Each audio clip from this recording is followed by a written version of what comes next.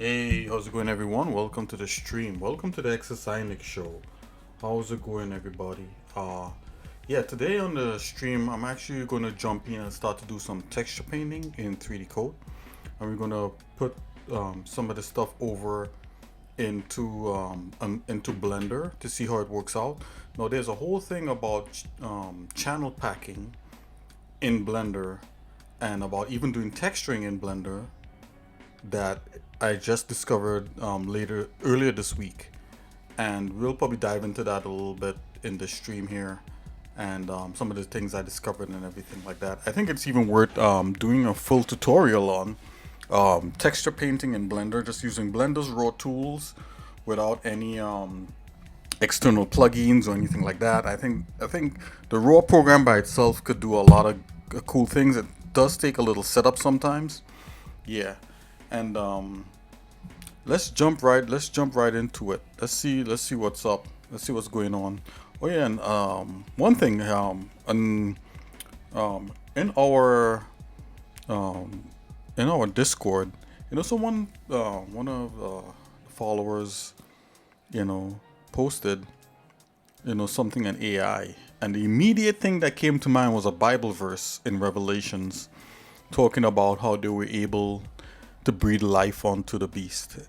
And the guy was like, Bible verse, you know, but I don't think, I just put it in there just in case if he wants to like dive in and check out, what was said in that verse. But yeah, they were able to breathe life onto the image of the beast, and it just totally sounds like AI, right?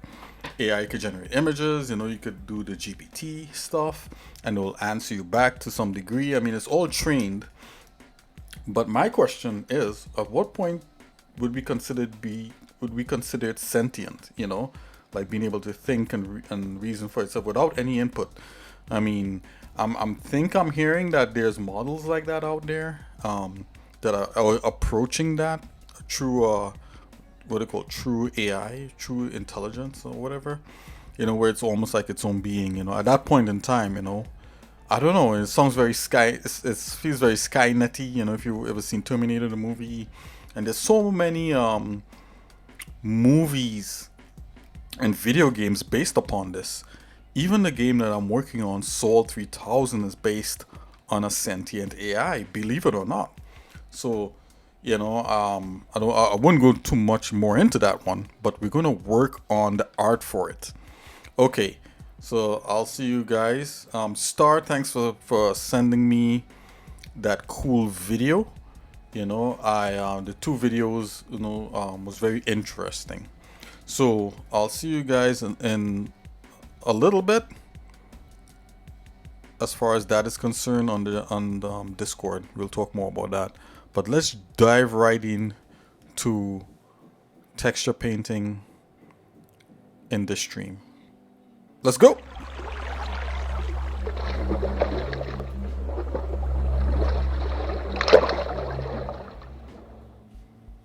Okay, here we are in 3D Code. We're gonna do some texture painting in here, and I would love to show doing the same thing in Blender later on.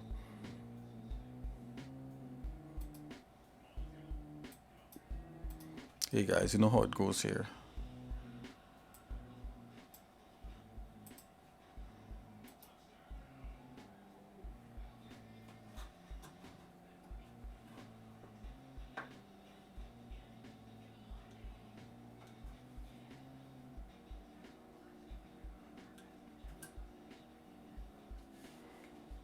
Okay, let's jump in. Let's jump into this right here. So okay, so let's load that. Let's load that character. Yep, and I have a file set up for 3D Paint. So this is kind of like continuing. We actually have a few streams on this program called Kick. You guys could check it out. It's a site. It's kind of like how Twitch is, just a different one. And I did some fixing up of this character, leading into this part here where we're doing texture painting on the character. So this character is a main character for that game project, and we're gonna see if we could texture him up and make him look cool and everything like that. So right now it looks kind of weird because in 3D Code I'm actually I'm actually viewing both the low poly model that I'm going to texture on, and I'm viewing the high poly dense mesh. I'm just going to hide the high poly dense mesh. All right, and we could see what the fully, you know, the fully captured low poly mesh. And this is truly low poly because if you do that, we could see the individual polygons on here. Okay.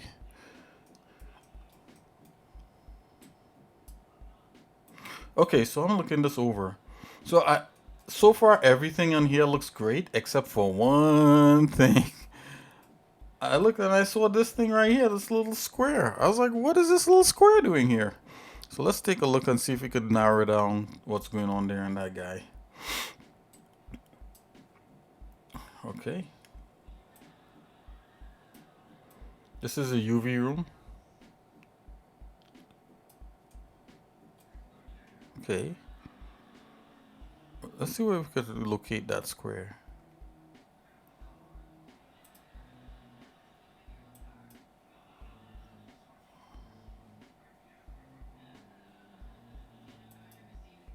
Oh, apparently I'm going into the UV room and back seems to not be a good idea. I don't know why not, but whatever. I'm gonna launch this again. Let's fire it up. And plus I was doing a bunch of other heavy graphic stuff before, so that stuff, I don't know if that stuff is still kind of like in the buffer before I came on stream. And then streaming is a whole nother stress onto this also. Okay. Hide that.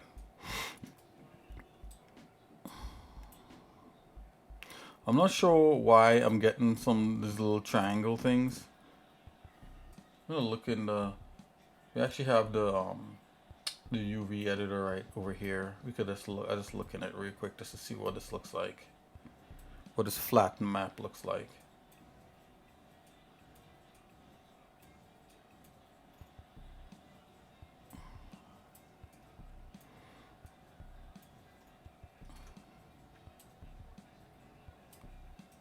Okay, yeah, like I could see that little square right there. What's that from?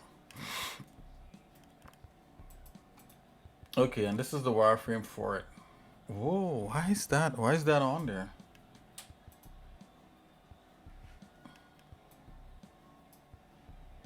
Oh, you can literally paint on this? That's kind of cool.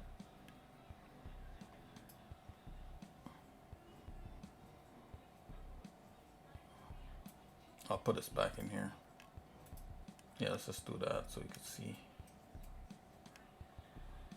Not sure where that little square is coming from. We could take a look in Blender. Okay. Okay, so I'm here in Blender. Okay, so I was testing out a bunch of different things on here with that. Let's check out the updated suit. Okay, so this has to be the original size.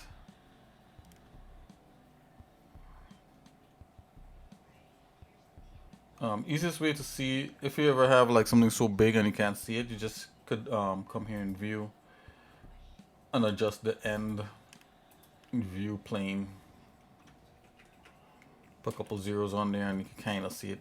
This is not ideal, but it's good enough for us to take a look and see what's going on. And if it's like flickering like this, is because you have to change the clip start, make the clip start a little higher. Like that.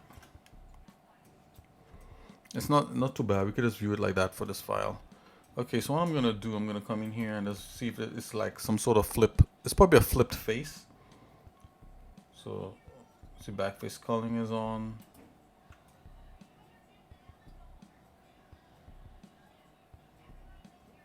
Yeah, I'm not sure why that played off like that.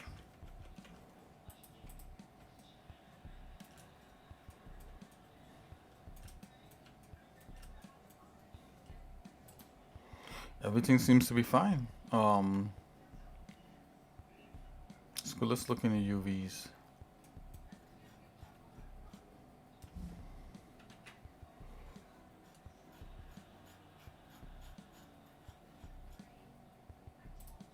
Let's do the same view trick in here.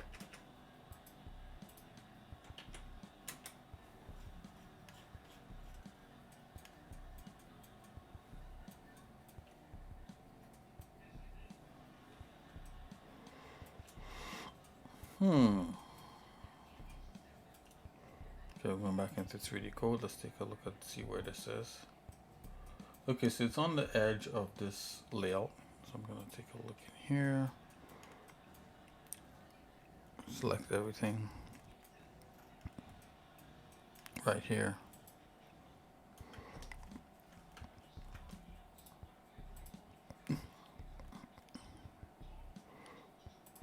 You sure where that is? So let's select that. Okay, so that's basically kind of right there. I almost had the right one selected.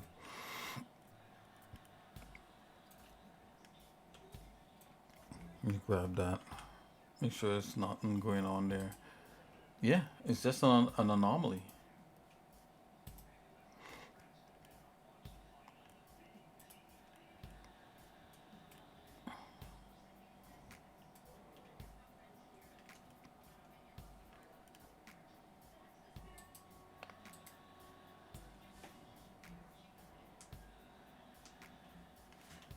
All right.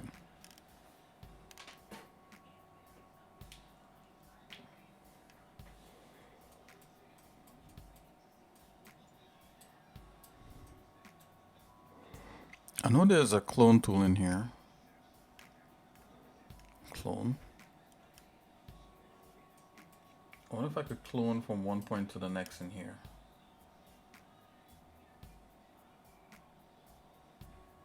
So it's on a little bit of a curve. Let's see if this could fix things.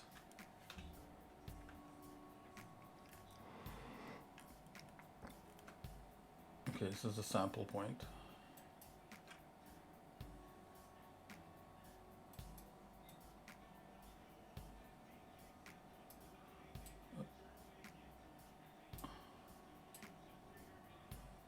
That's the strength.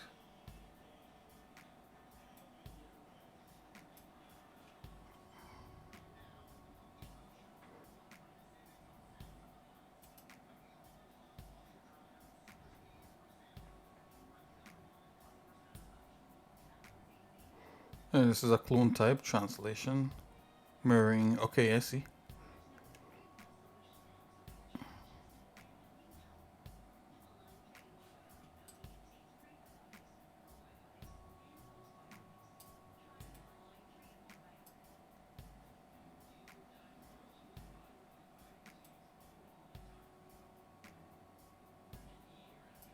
Okay, because the ambient occlusion is locked. That's my bad.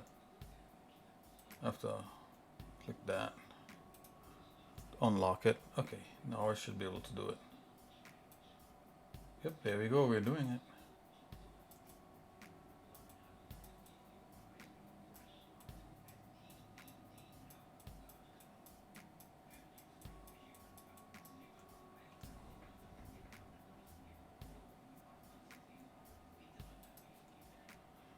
Okay, let's hide this. Oh. Okay, so I got rid of it under ambient occlusion layer. Let's hide that. It's not in the normal map.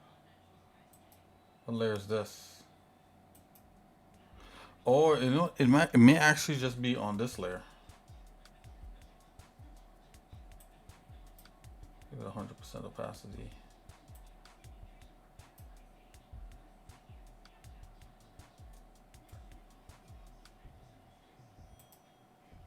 Hide that layer.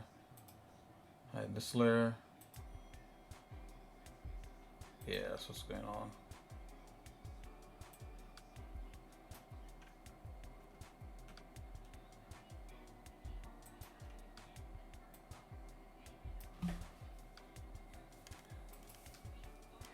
Color normals, roughness.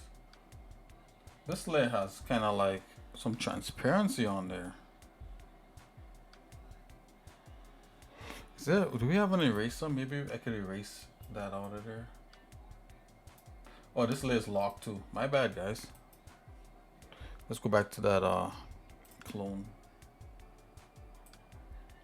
Ooh, I don't know if this is working. Okay, let's use that erase. Yeah, that's better. Yeah, this layer was a little weird. A little bit of fall off.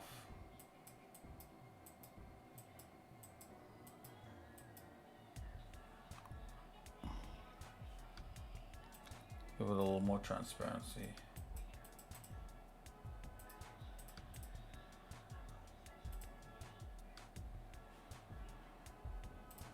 Why can't I? Can I not just clone? Oh wow, that actually brought it back. That's interesting.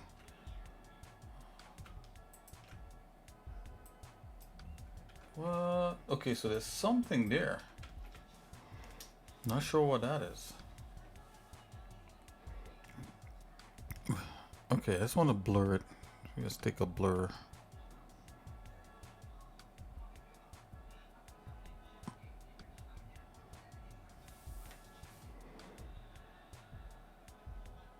Smudge.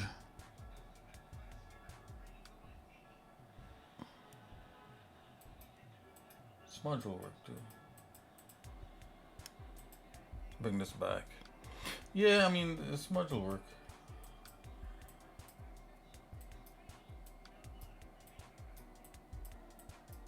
Smudge that up. And then we could paint like right in here too, also.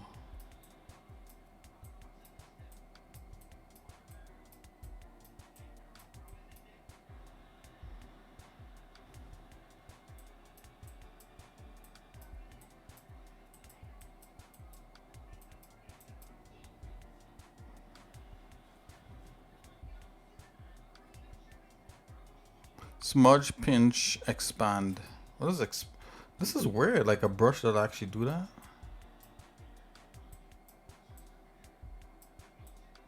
Would it expand the pixels?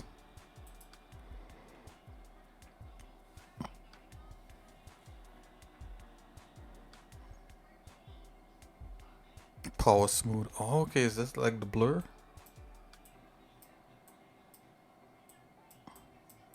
Wow, yeah, it's doing something in here.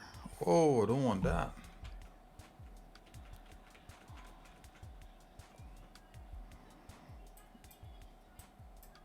Power smoothing.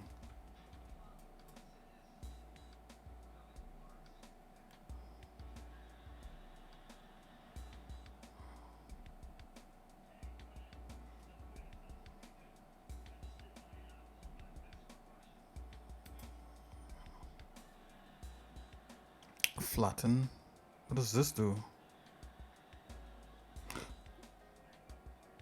Normal flatten tool. Okay, that's what it is.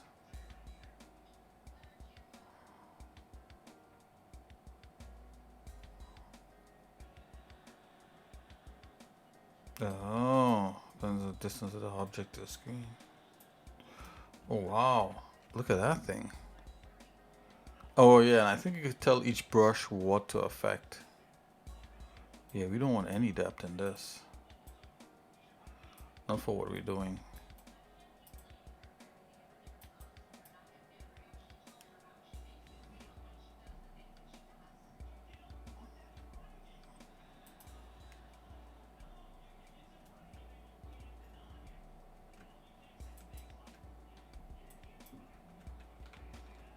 Not sure what is pulling that black thing from, but anyways. This is like some of the stuff that you end up encountering, you know. And that's, you know, that's from like an erroneous shader actually. Like I shouldn't probably even use that. But I'll still clean it up. Yeah, that shader was kind of like a view-based shader, and there would like be artifacts from that shader. And I think these are the artifacts that I'm seeing. Okay, I'm just gonna go ahead with the erase and just kind of clean it up as best as I could.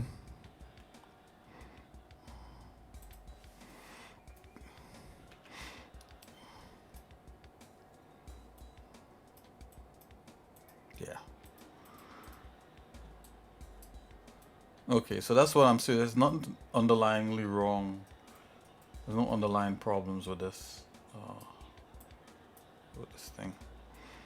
Okay, one thing I don't need to fix is the underarm, because the underarm shouldn't be that dark.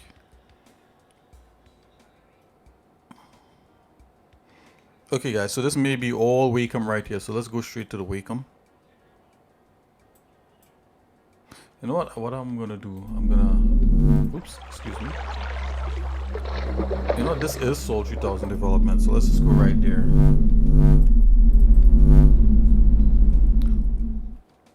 And I'm gonna show the Wacom on here.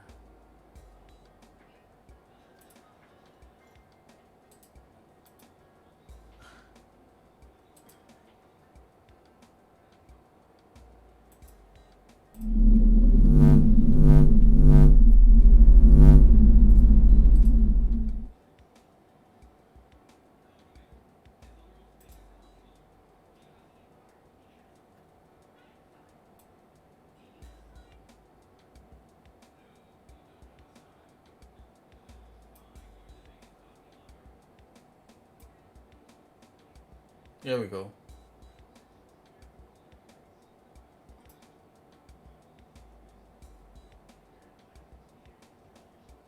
Much better.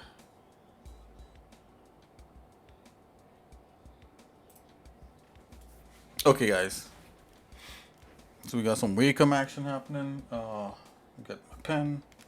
Let's go in here and start to like clean up with this this brush. Okay, let's see what we got on this brush here. Yeah, some depth in here. I think I'm gonna turn the depth. Yeah, the depth for this. We don't want any depth contribution from this thing here.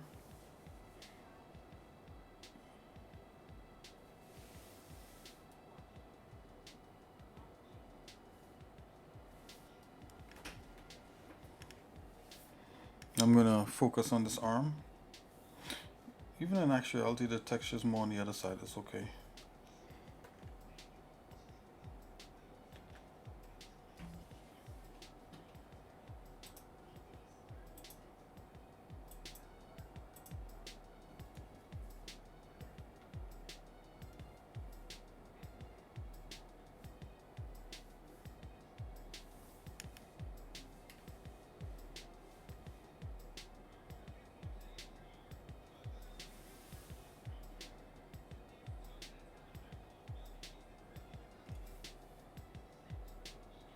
Let's bring this down to 75 intensity.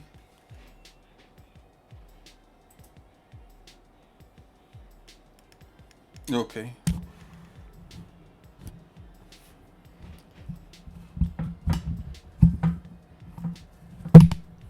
Alright, this is a lot better. Let's start to kind of lighten this up here.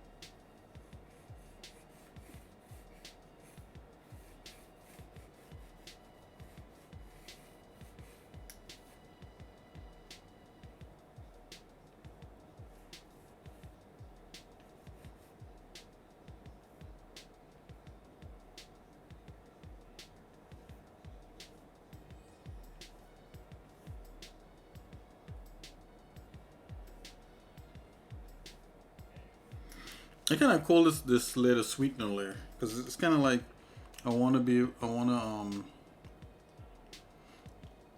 it's a layer where I used to add that extra oomph to the model.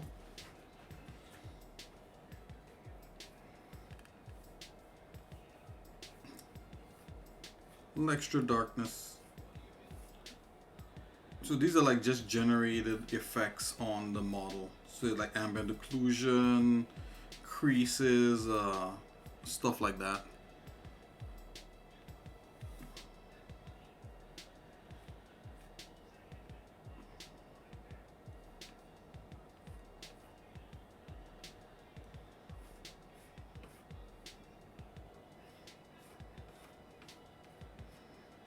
think I need some power smooth on this.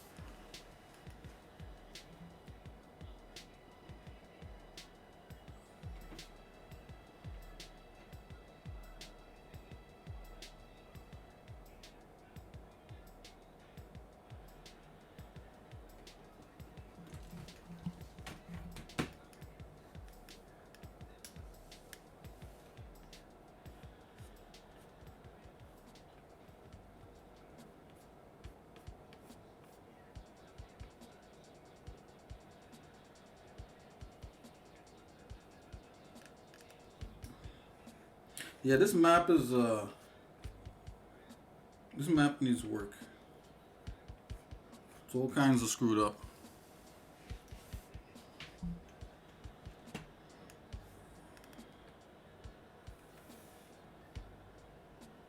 Let's do the actual flattened map on here.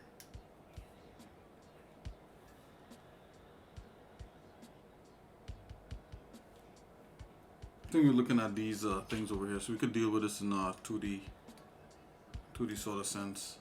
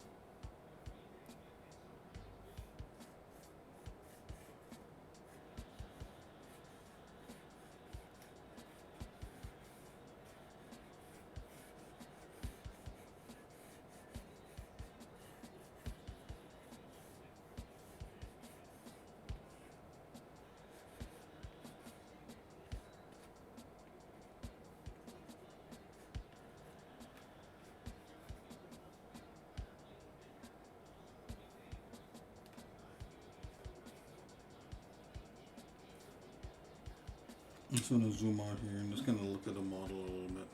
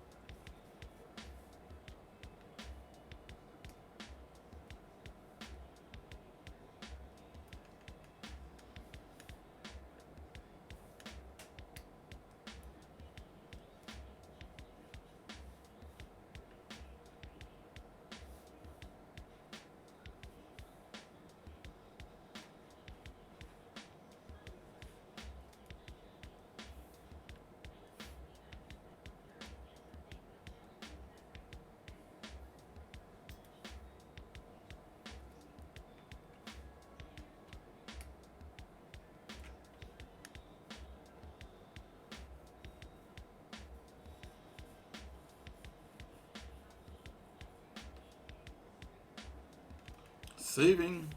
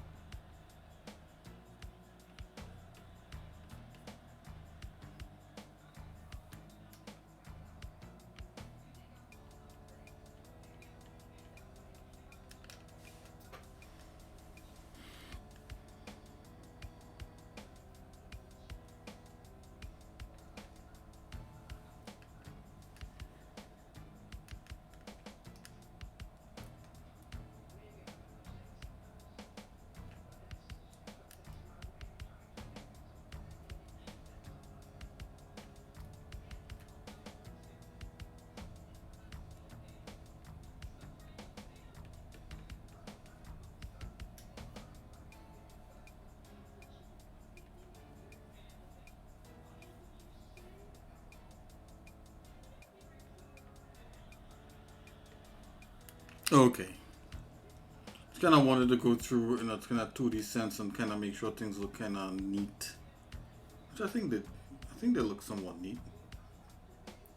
Let's put this back.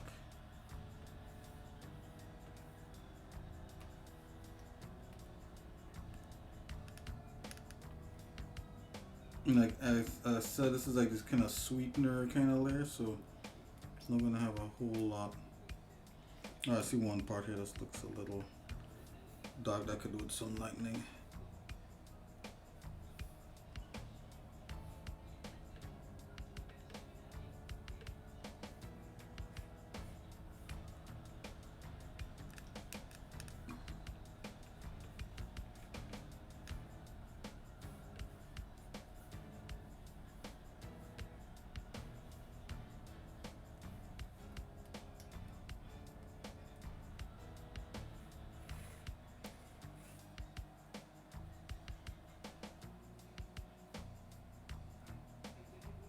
Okay, so this is looking cool so far.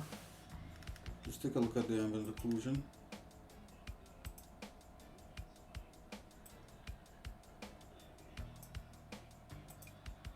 Okay, so we still have the same kind of things here in the dark parts of the pits, and we could get rid of that because when he raises his arms, we don't want to see like a dark, sweaty stain under his arms, you know. It's like he hasn't showered. It's just like a shadow.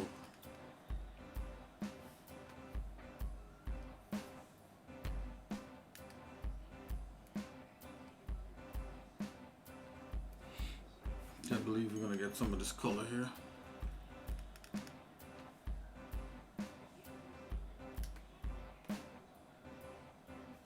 So what's the shortcut for pick?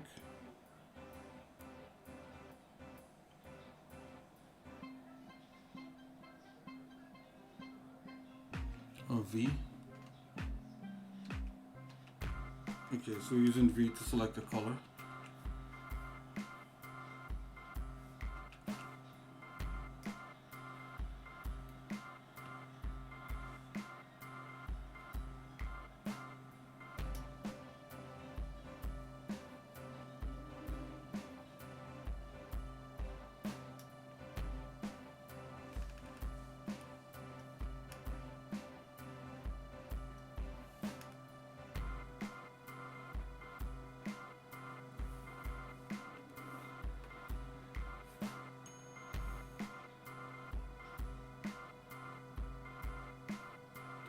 And you could go into flat shade mode also, so you could just see exactly this.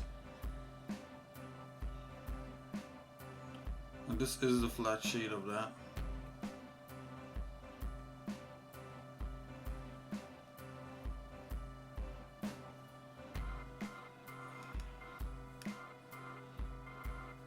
This is a straight up texture. So you see there's a big, whoa, and there's all these little triangles. Good thing we went to the flat shade.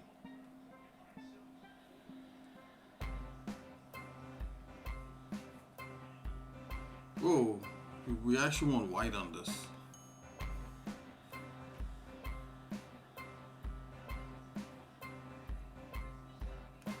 We don't want any depth.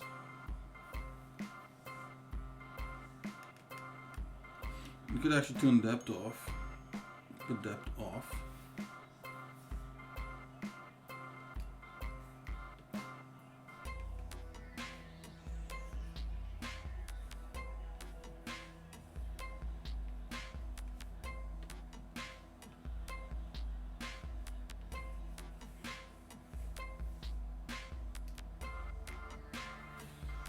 I want some a little shadow, but not too much.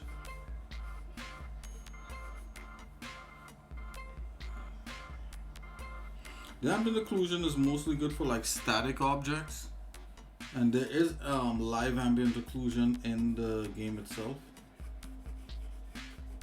You can just add a little bit to your textures to give it a little oomph, but right now this has a lot.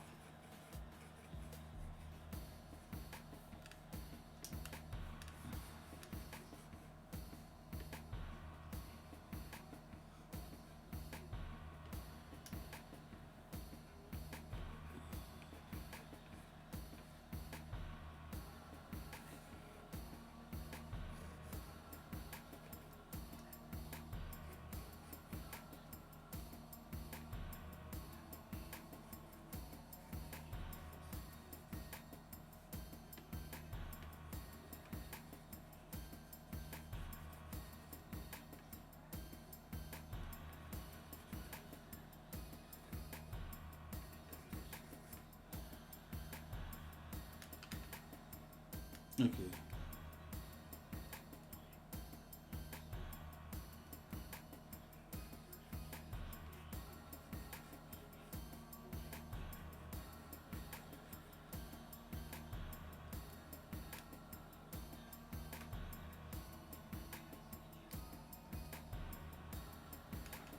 Saving.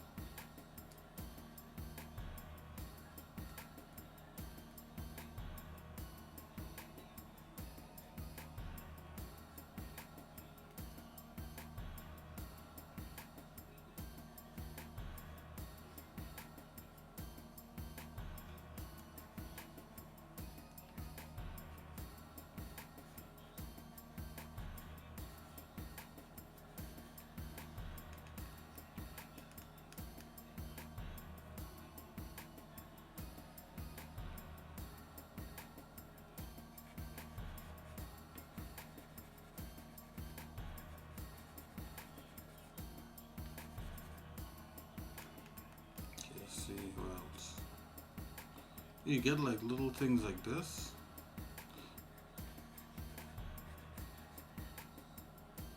I haven't found a good way to really control the ambient occlusion in this app, which I think is weird. You should be able to do that. Maybe I know there's a way. We'll just maybe we take time to look. But that'll be crazy, right?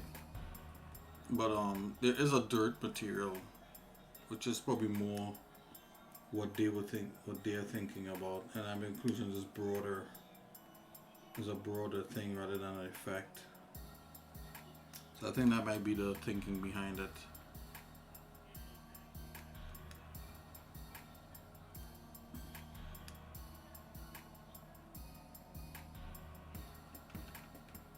See this clone.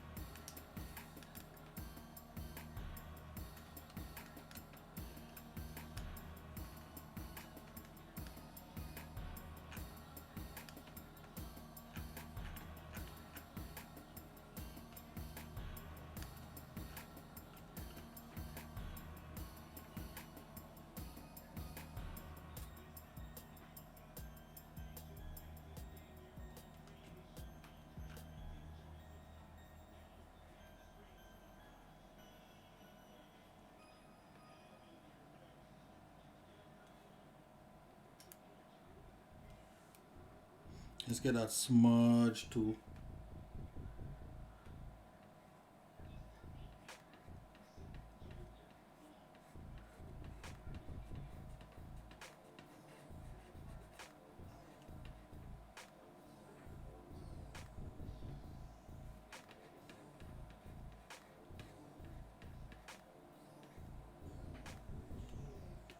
Try power smooth.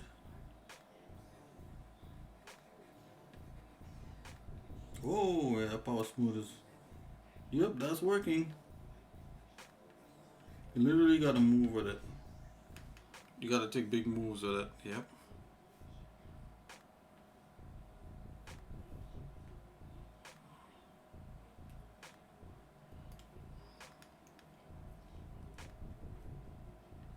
Oh, I didn't think about a leg there. Let's go back to our regular paintbrush. I'll sample back that white.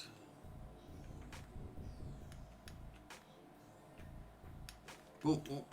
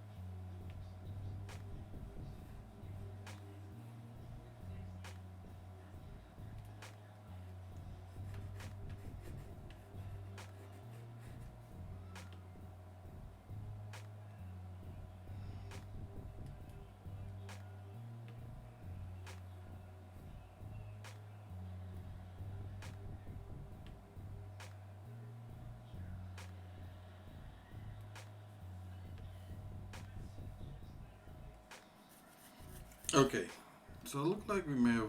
Well, I'm now starting to see like these little squares. Man, these squares pop up everywhere.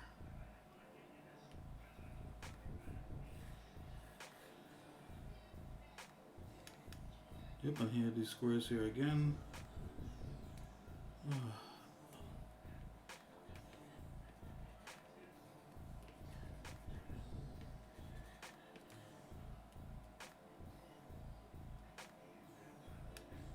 Okay, I think that's good enough. Unless something sticks out, I'm gonna leave that alone.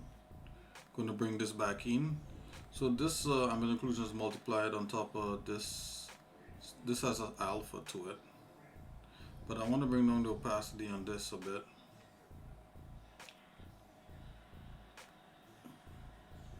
Yeah, this what I call the sweetener layer is a little heavy.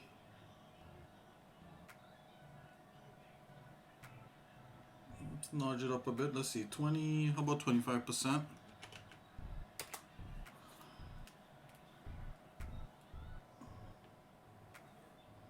And it's almost like a fake ambient occlusion. Okay, I'm gonna put this base layer. The base layer, this is like an underlying. Is that just the gray? That's just the gray. Wow. At very least, this base layer should be a white or nothing at all. So let's fill this with white.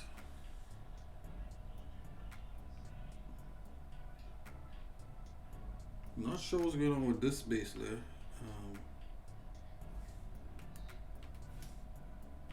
Let's unlock it, and this is showing me what this brush is going to do. It's going to fill it. Okay. Okay, hit that with some white.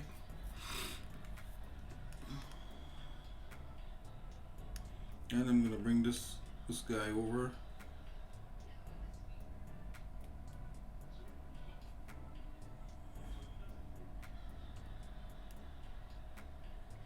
I know that it has this modulate thing. Let's see what that's about. So I'm gonna come over here.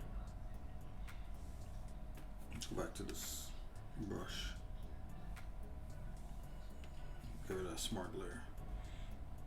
So this thing here, I'm gonna tune up the opacity on that. Just like this. Let's try modulate 2.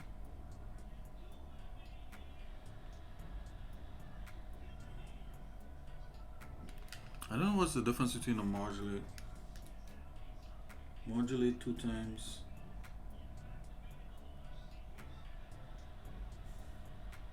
Multiply.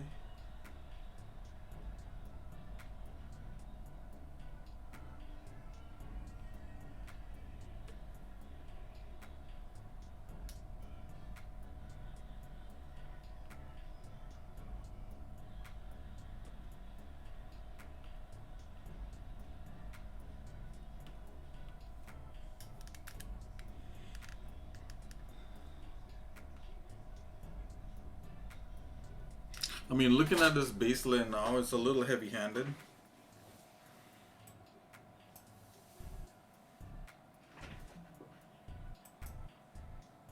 Let's go back to standard.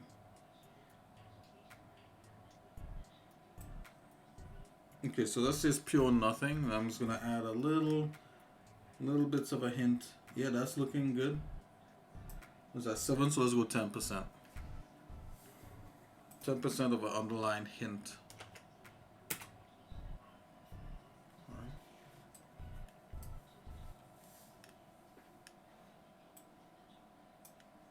And we are viewing flat shaded. Let's go 20. Okay, that's it. Let's add a bit of occlusion. So this whole thing could be like an ambient occlusion pass. The ambient occlusion is at 100. But this is a global ambient occlusion. I'm gonna bring the opacity of that down just to see.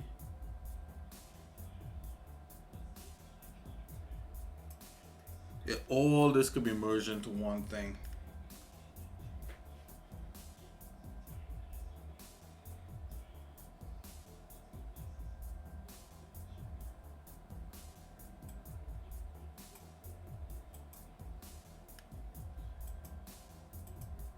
Okay, let's try to put a normal map. See, normal does. So you definitely need this bottom layer and this to work. Okay, so let's not view it in the. Let's change from the flat shade.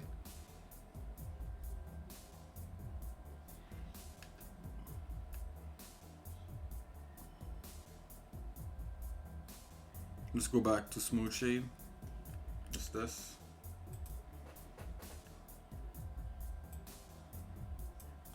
So this is a smooth shade. You throw like the alignment occlusion layer. We throw this layer on here. It adds a little something.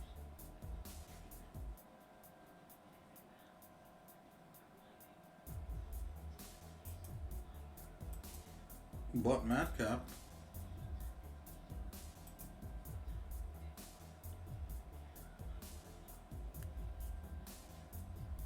I don't even know what that one is. We'll deal with that later. Okay, let's make a ultimate ambient occlusion kind of layer. So I'm going to duplicate this.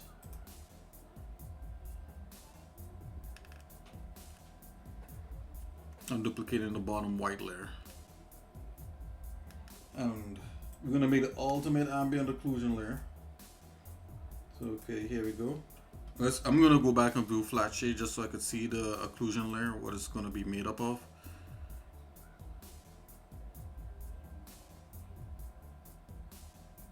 Okay, flat shaded. Here we go. So this is going to be it. Okay, so we got pure white. Then we add a little occlusion thing on there. Maybe I could darken that up just a little bit. I'll go back to, you know what? Let's go 30%. It might be a little heavy-handed, but it's going to show stuff through it. Yeah, I think that looks good. And then we add an extra ambient occlusion on there. Just a little smidgen. I'm going to tune that down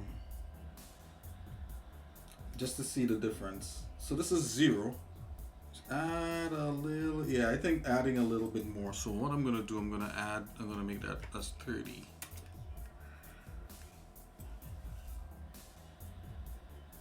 I think that's a little good. Maybe a little more than 30. Let's go 40 on the darkness of that. Okay. And then there's a matte cap. There's a matte cap layer on there. So I'm gonna merge these layers here, and this is gonna be our ultimate ambient occlusion layer. This is here, merge, multiply. This is regular blend. What happened if I make this multiply? Let's just see for a minute.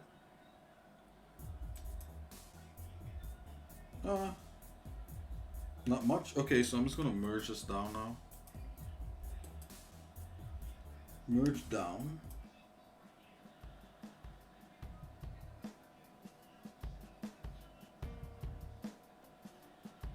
Oh. Uh-oh. I'm gonna go back. Backtrack.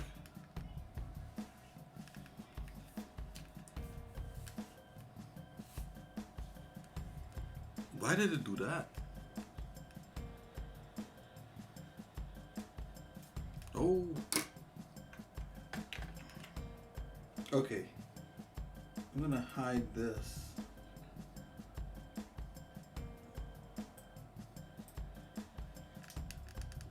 Oh, you know what? There actually needs to be an ambient occlusion layer for some parts, for some of these. Okay, I get it now. I'm gonna duplicate this ambient occlusion layer.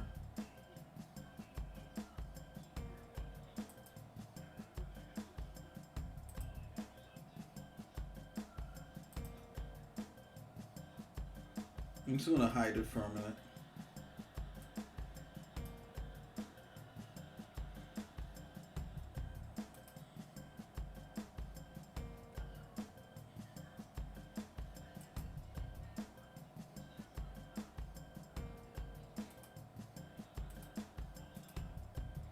Do standard blend on that.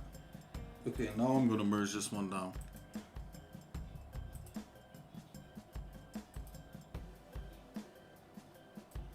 I don't know depth contribution.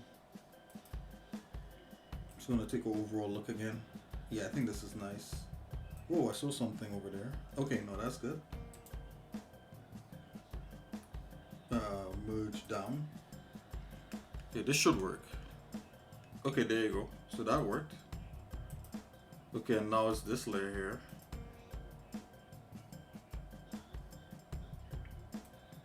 Okay, this actually has a multiply on there. And I do realize that this has a kind of weird kind of preview here, so I'm just gonna take a look at this. Metalness 0, rough. I'm not gonna add any roughness. This is 0 and everything. Just go ahead and save, and then I'll save this down.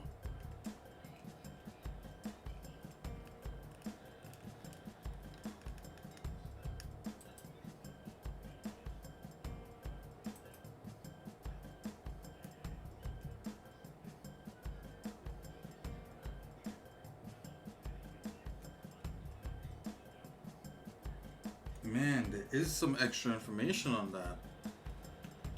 Z.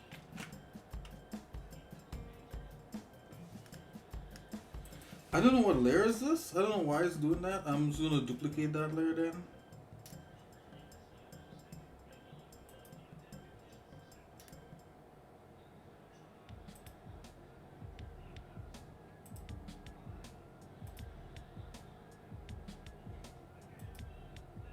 When in doubt, duplicate it out.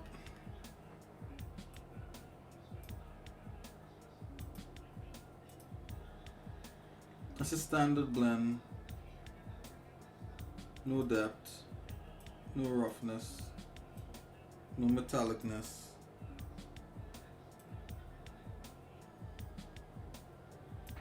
I'm gonna actually blend, multiply that.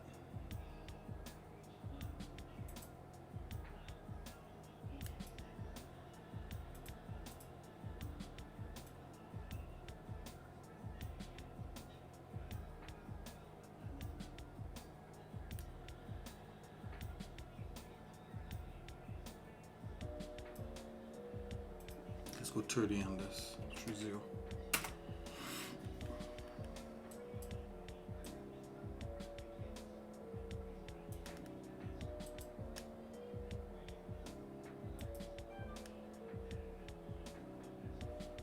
Wow, it's still doing this stuff. I'm not understanding what it's doing. There's some sort of property in there.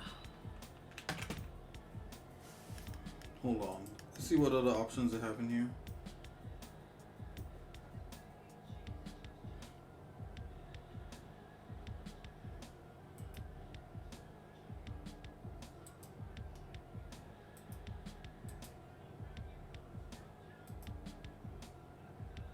Ah, layer blending is happening in here. Ooh.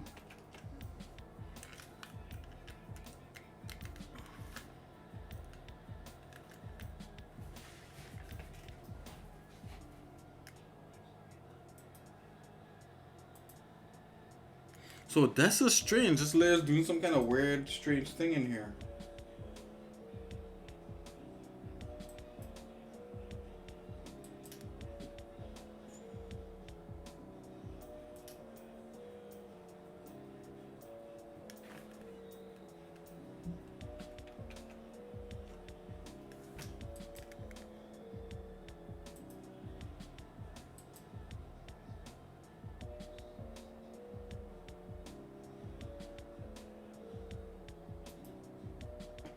Layer blending. Ooh, is this?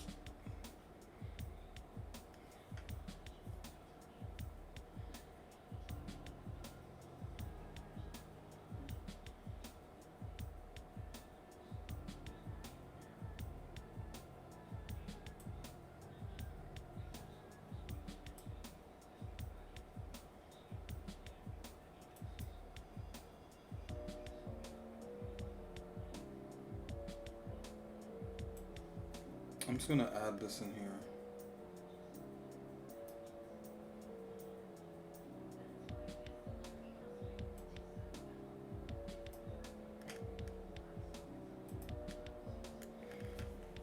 Wait a minute. So let's not view this. Let's view this as a regular shaded instead of flat shade. Smooth shade. Okay, so the thing is, I'm getting some, once I collapse this, I'm getting something weird.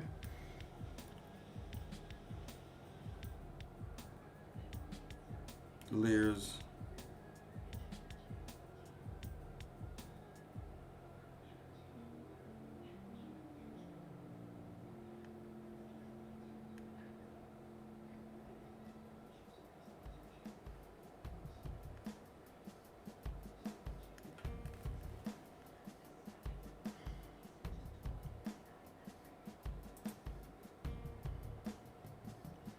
Okay, so I could adjust some parts of this. Hue, saturation, and lightness.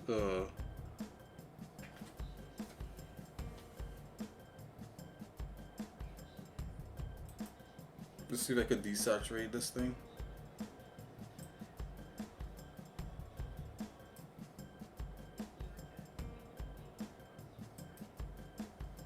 Yep, I successfully desaturated it.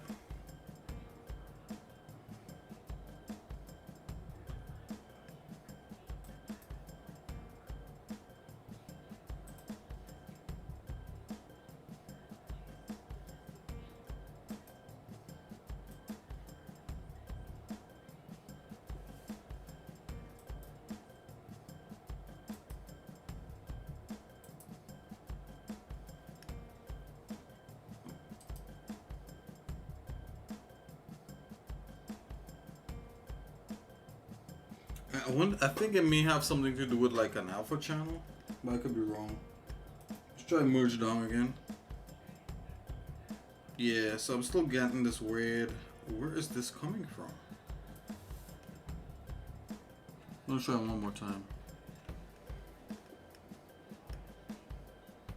Let's try merging up.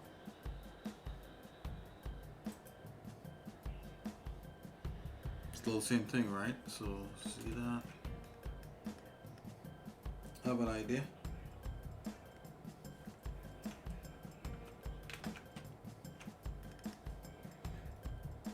I'm just gonna put this as a regular standard.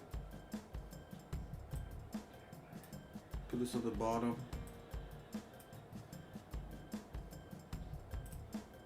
Let's view this 100%.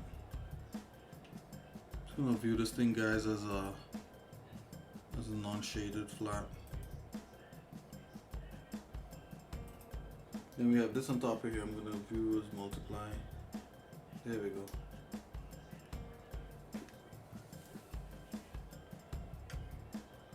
I'm gonna try to merge down.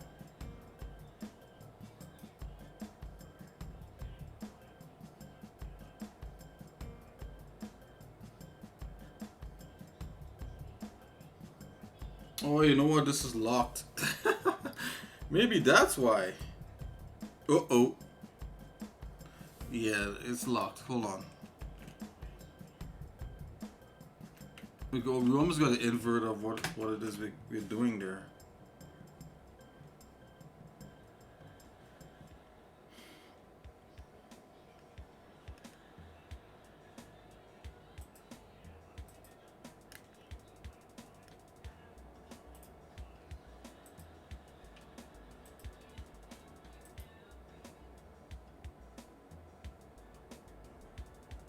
I mean, literally, the texture has that in it.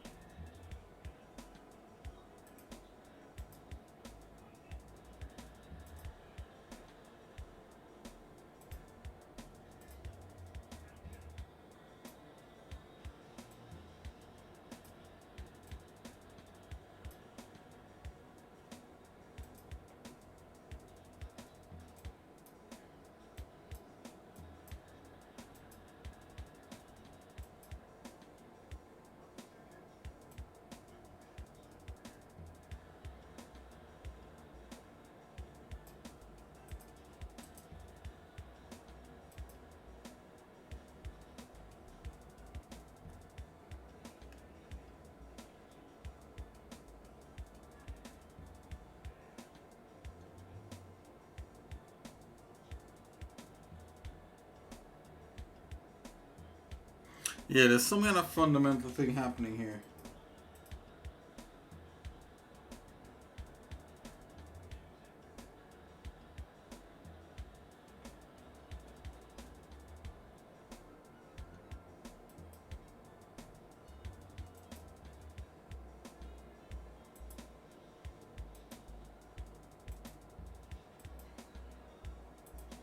Okay, I'm gonna leave that alone.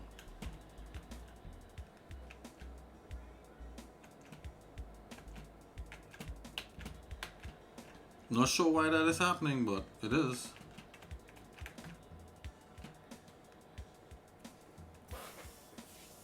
I'm gonna have to work with it as is.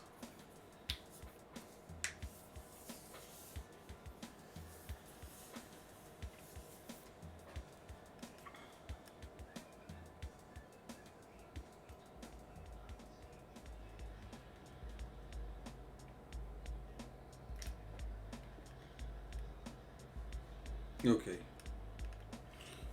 It's tied to some sort of something's going on there, but I'm gonna leave it.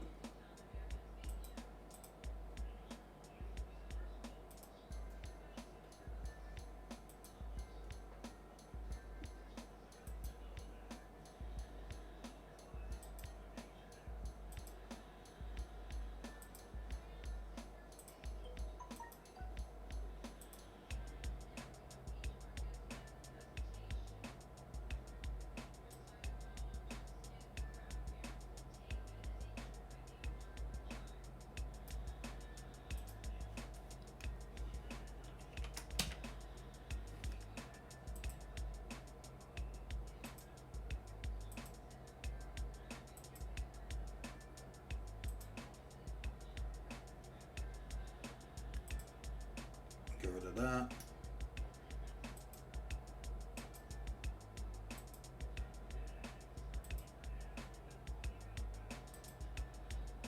Okay. So this is that extra layer there. Cavity. Let's get a normal going on.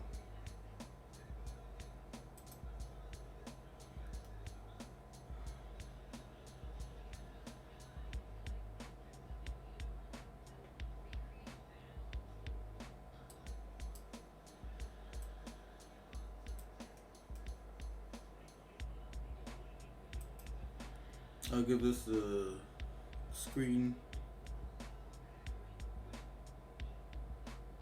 So let's see.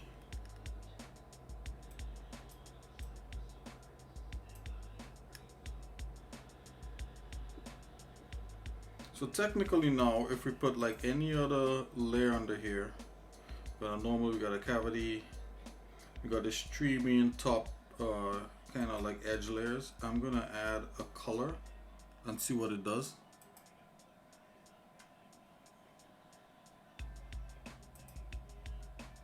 This is just a test.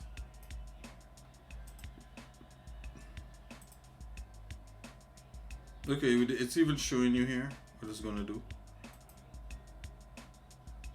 Okay, very good. So this here is doing a screen on there. Let's go add instead.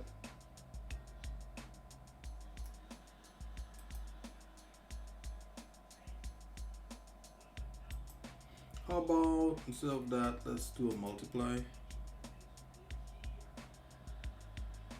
Okay, so this wants to be another dark layer. I'm gonna turn this down. It's another sweetener. I'm gonna turn this off, right? So this is what it looks like with this pure color, and I'm gonna give this a nudge, nudge, nudge. Right? So we do see some of that. I'm gonna turn this layer. Maybe it's a good thing we didn't merge that layer, so we can control how much of this stuff that we see. A 0 on that? Really?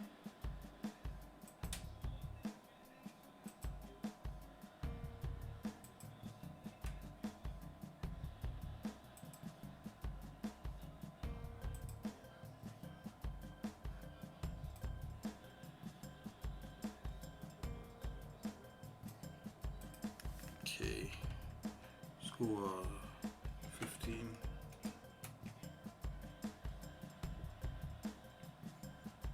So 20. We come back with this one here. We add another. Okay. This is a 30.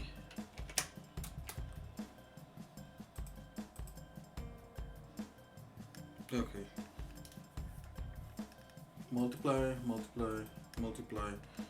So essentially, like you have this thing, and then we have this kind of like dirt, almost dirt kind of thing happening that is gonna add back some things to this. So let's view this as a regular shaded model.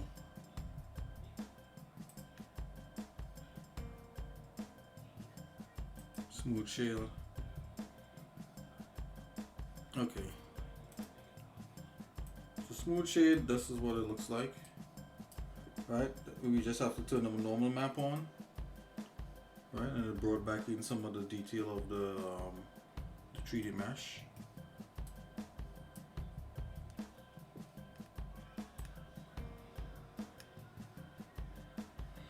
I mean, I see a few areas that could be touched up.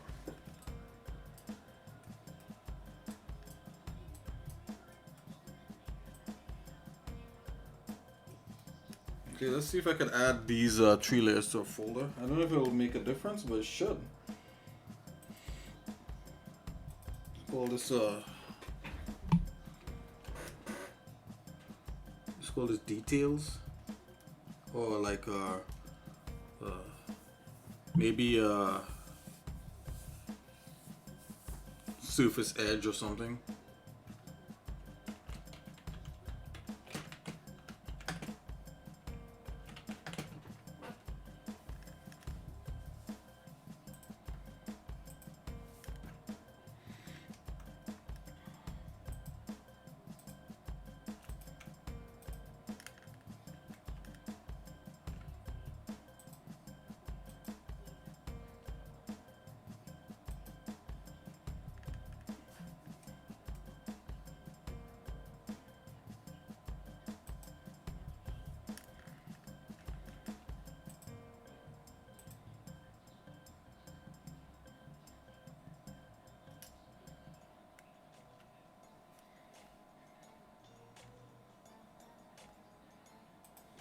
No, why?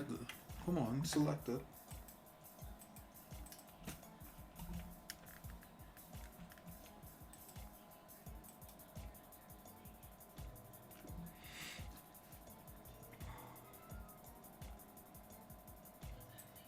Alright, this thing is playing games. I'm just gonna grab this.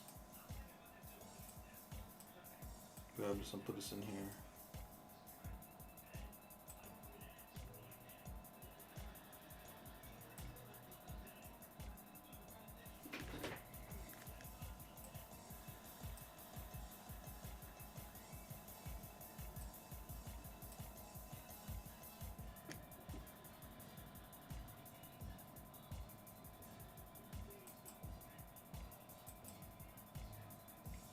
Wow, that is actually in there?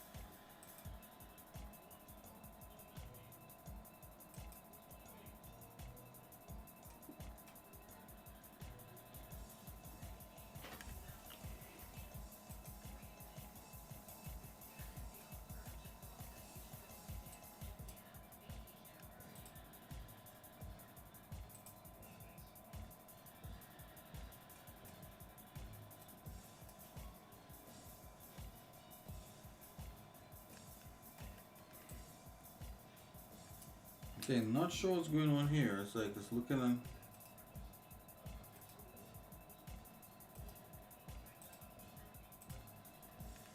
Oh, did I do something? Hold on, let's back up.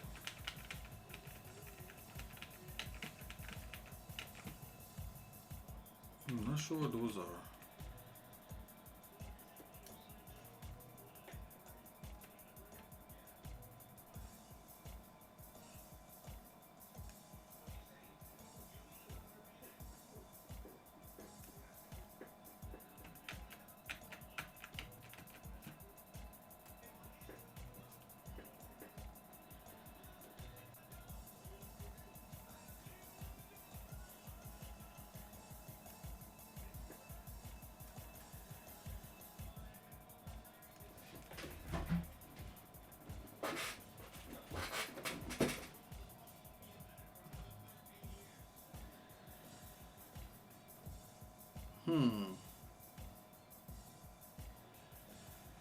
Give me a second here, guys.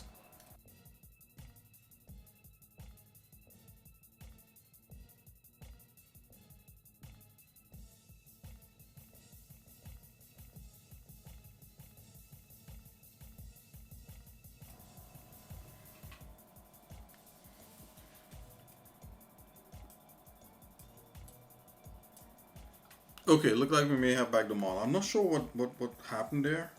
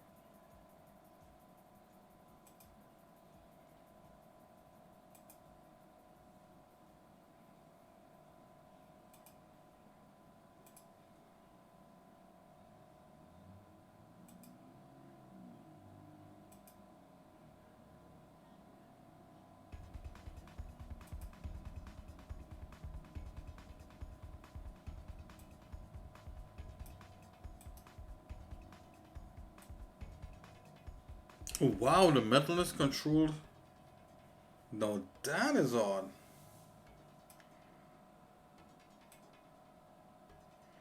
Okay, this feels better.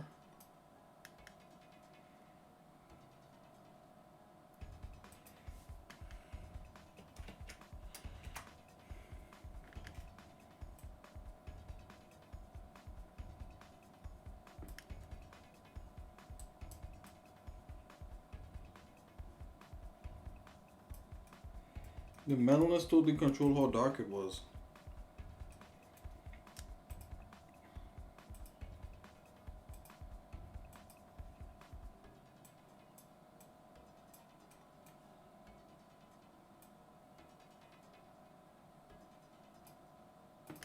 Let's go 40 in that.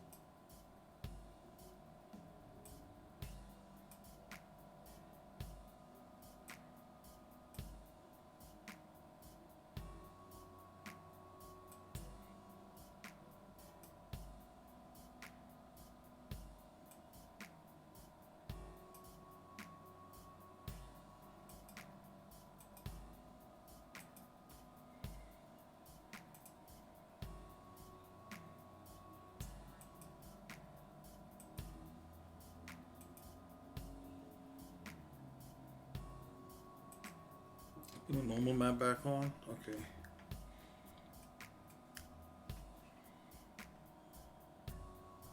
Here we got that in a folder. I'm gonna name this folder, we call it Edge. Call it Nooks and Crannies. This is actually Edge. I call this Edge. Nooks and Edges.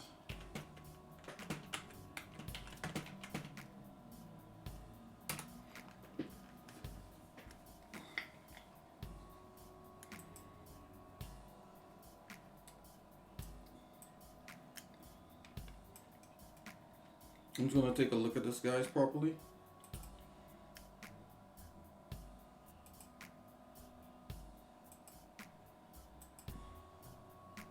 Yeah, it's definitely setting it up a little bit better.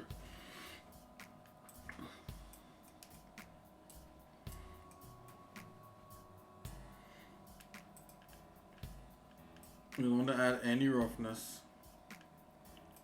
I don't want to add any metallicness to this. Actually, I'm gonna add all the roughness, no metallicness, no depth.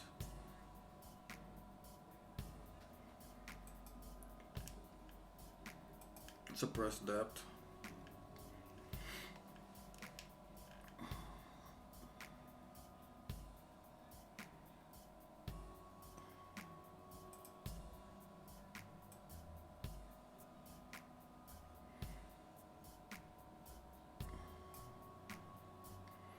I want to see which layer adds the roughness to this. Okay, so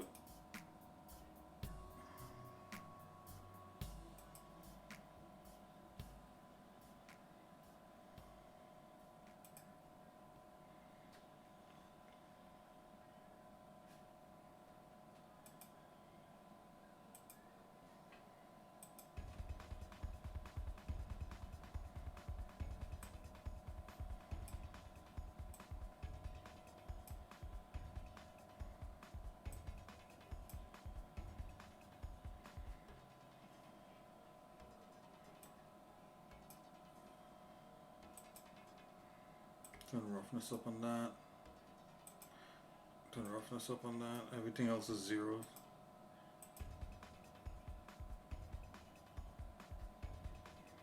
Let's go suppress depth on that one. Okay, just making sure these layers are all set.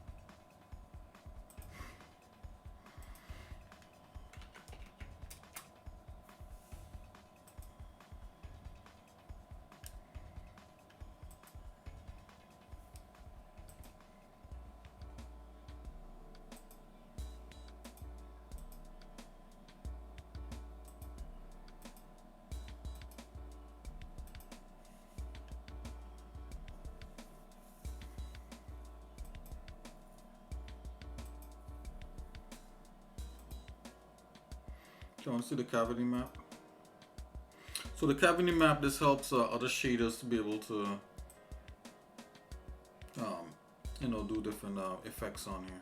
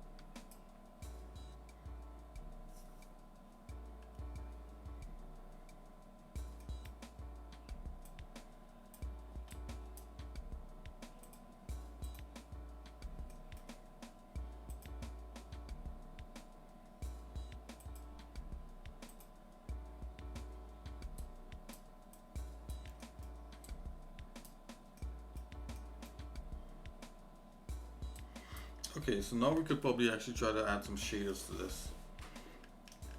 I'm gonna lock off nooks and crannies so nothing else gets in there.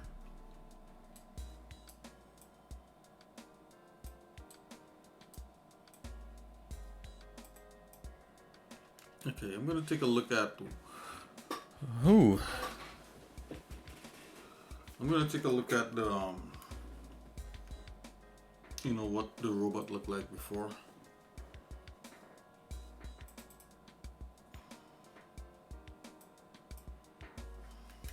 The colors of it. So let's go to the let's check my desktop here.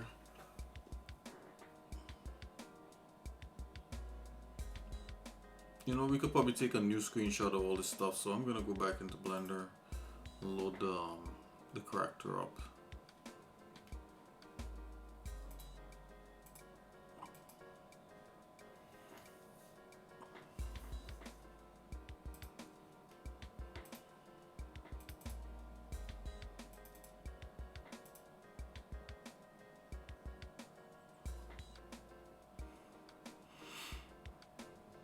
Go into the animation file.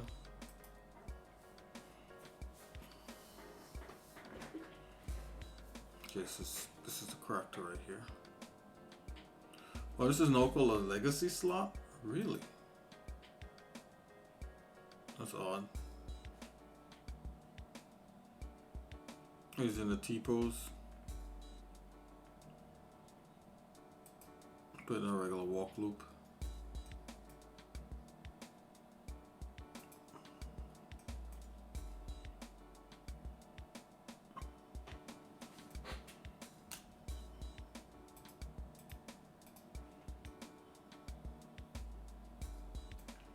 We're gonna view like the different materials that this thing is made up of. For now, I'm just gonna hide some of these weapons.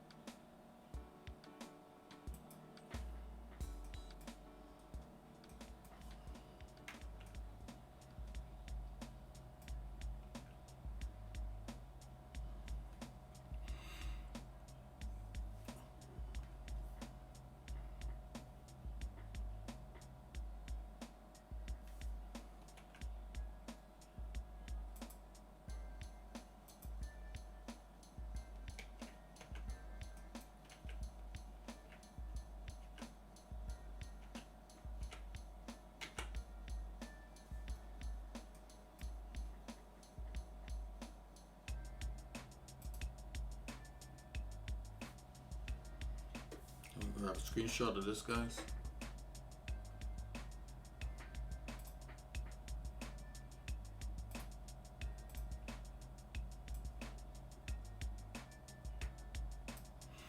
Ooh, and the animation is actually on. I want to turn that off. Let's go into the GIMP. Make a little sheet.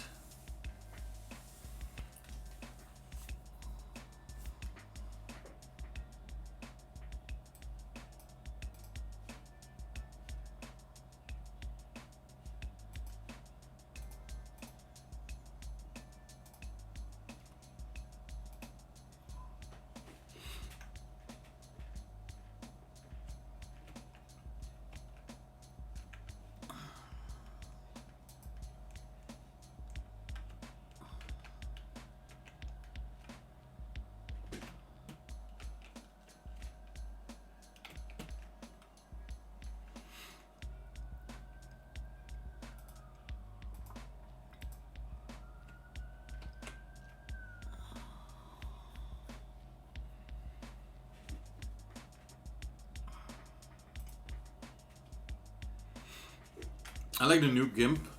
I like how you don't have to confirm, that you copy and paste something. Kind of like Photoshop, it's more immediate.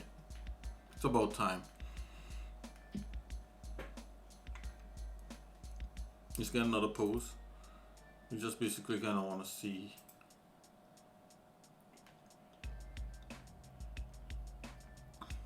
the color scheme of this thing.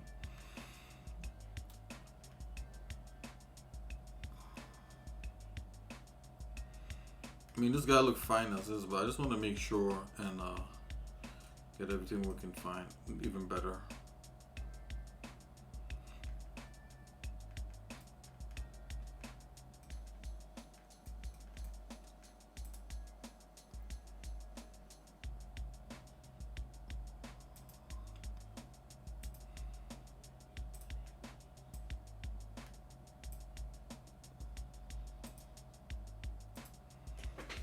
Place another one. Okay.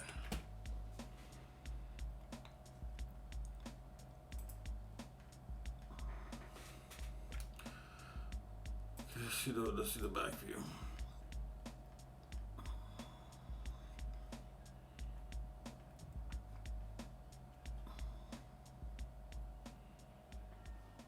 Let's hide this gun.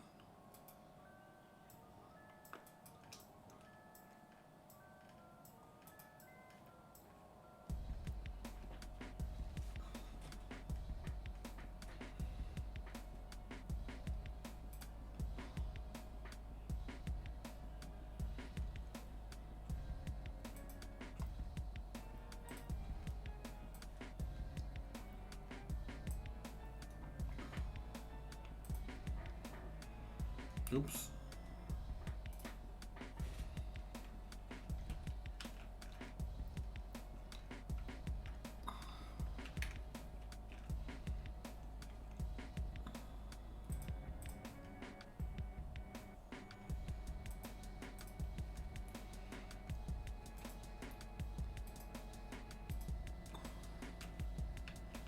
Okay.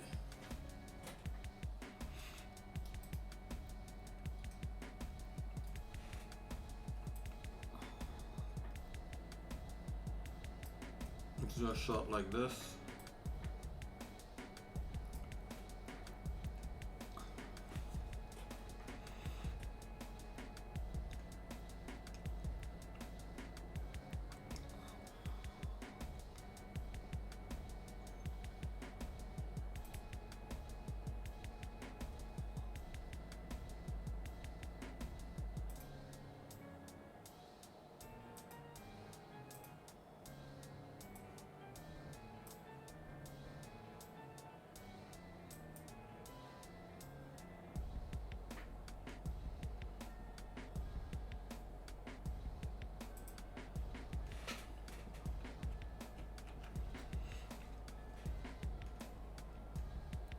I'm just going to try to do a color chart off of this.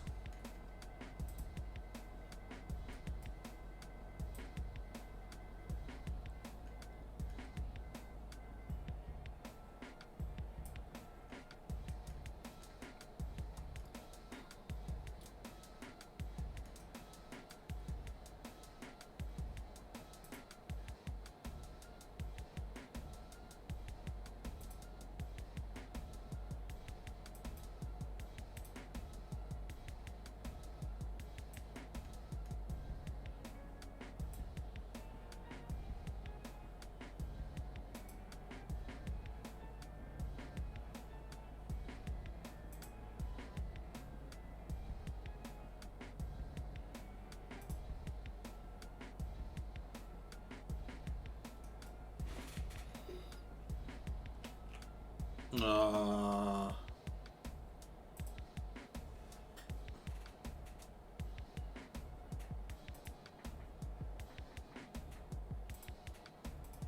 do that again.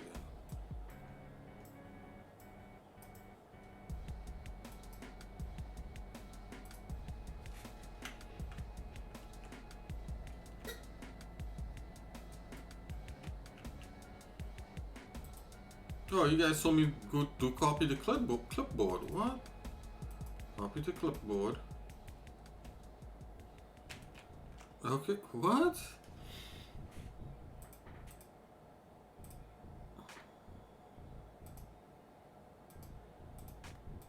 Okay. Gonna look for one more area. Make sure there's no surprises anywhere.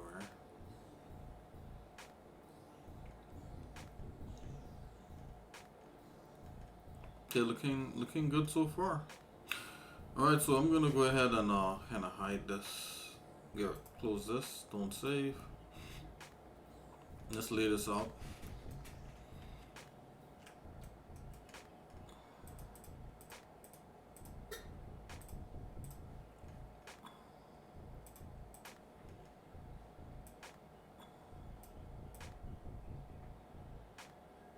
This is the main image. Let's select that.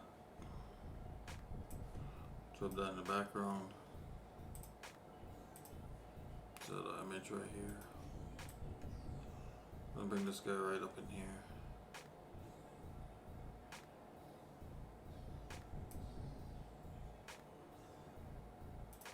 Just cut out parts that don't make sense.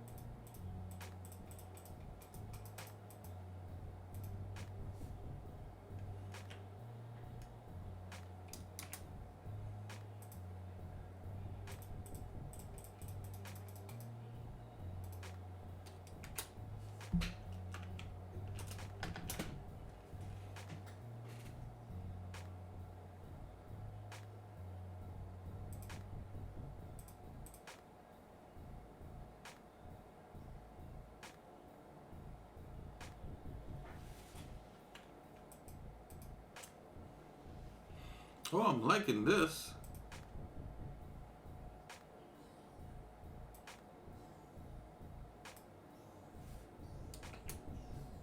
Oh, that's hot. There's no more stupid link layers. Yeah, this is good. I like that.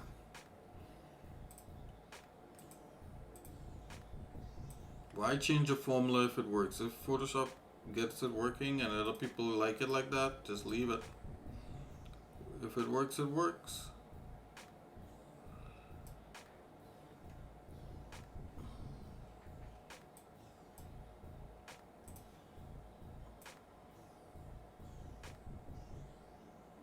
You know, but it has to have its own paradigms too, because it's its own program.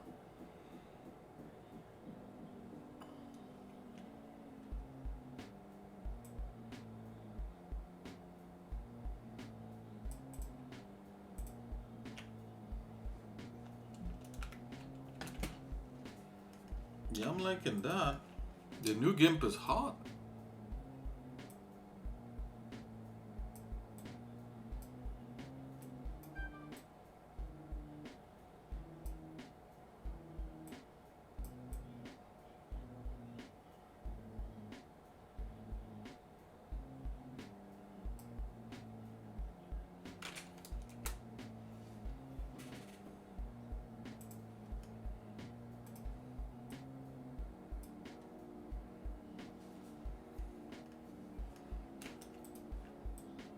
Yeah, this is all it should have been all along.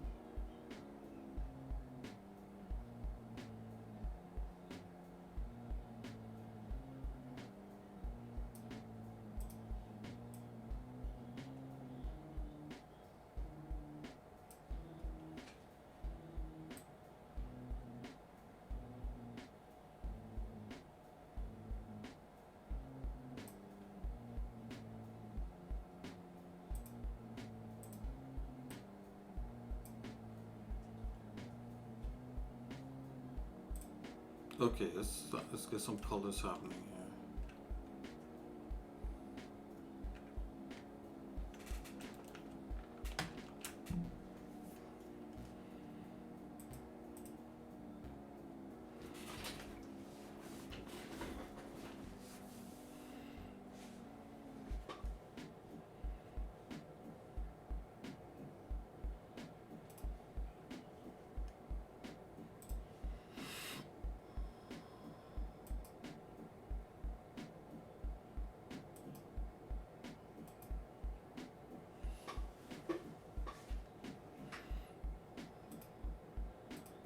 I'm gonna inspect this color. Yeah, so this color really is a kind of bluish greenish. Probably could go to a little bit. I don't want it too green because it's supposed to look a little more military.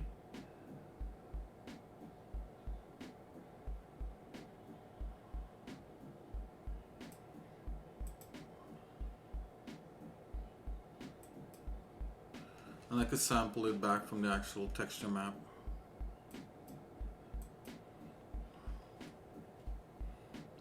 Let's grab this.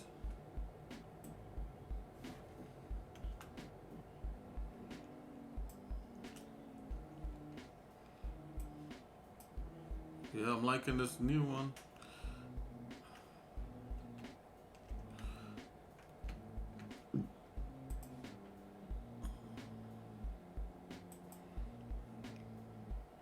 This could be like the gold color.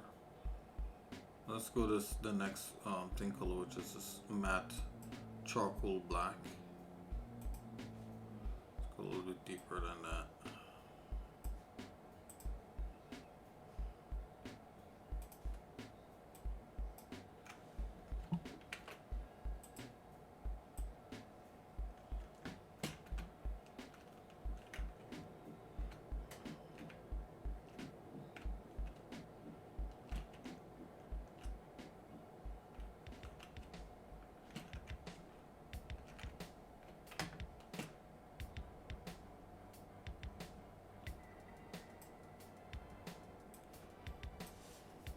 Alright.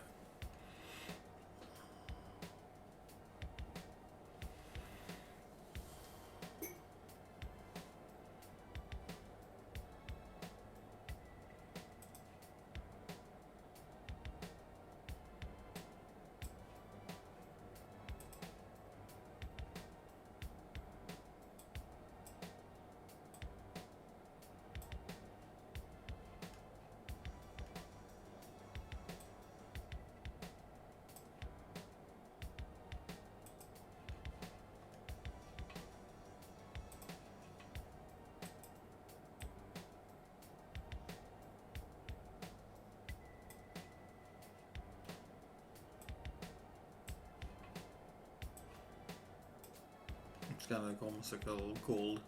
And then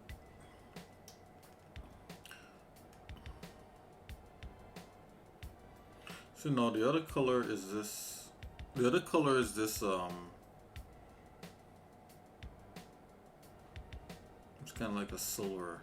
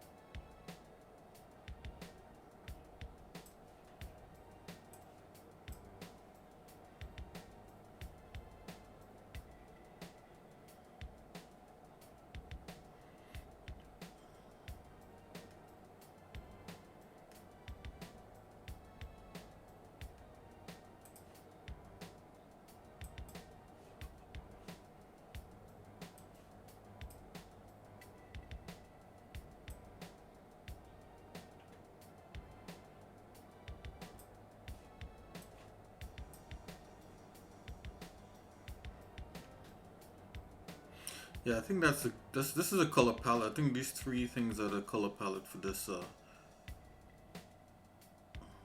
thing, and then this is just like a small. I'm gonna have to play with these around.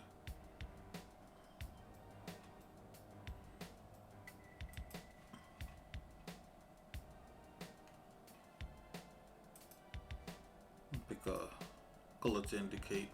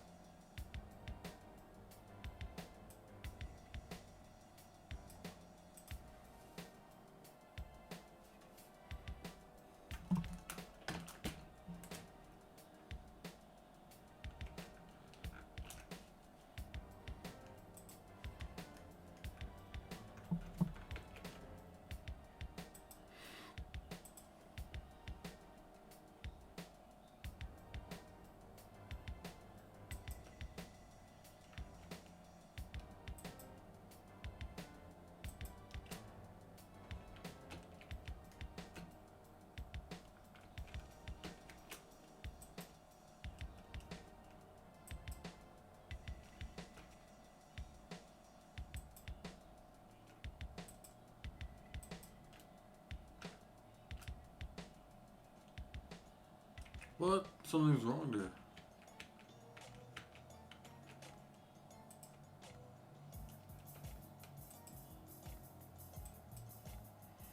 Wow. Why did that end like that?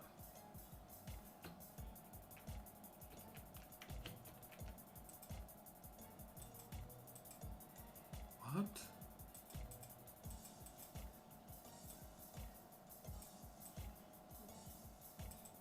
Oh, I see what's going on. Haha, my bad. It's actually doing it.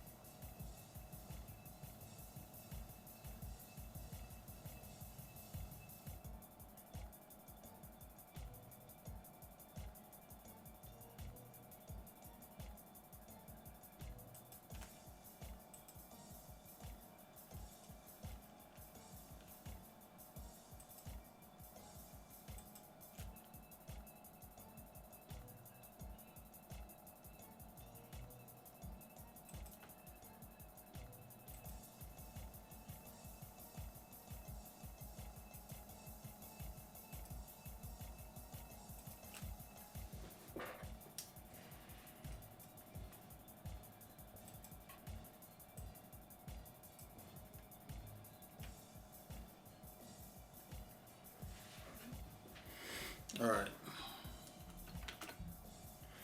My little color chart here.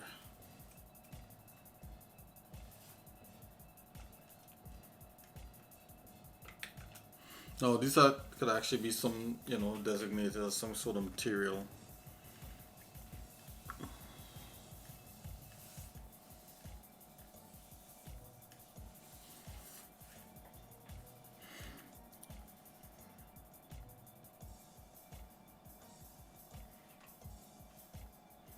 I'm actually going to write what these materials are right on here.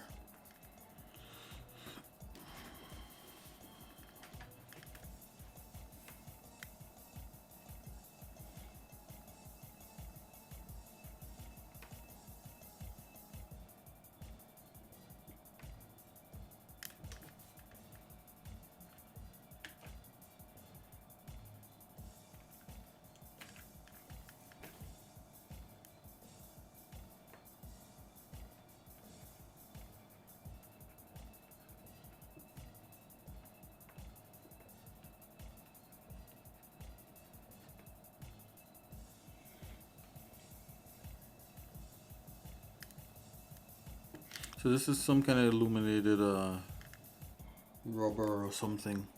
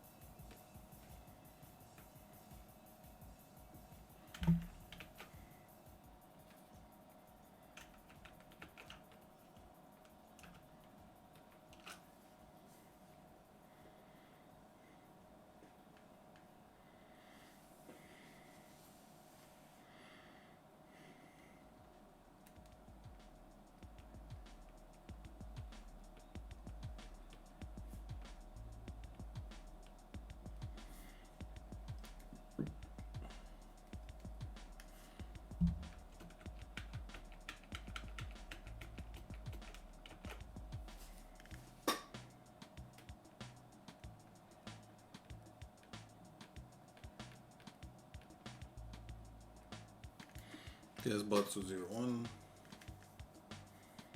Let's save this out.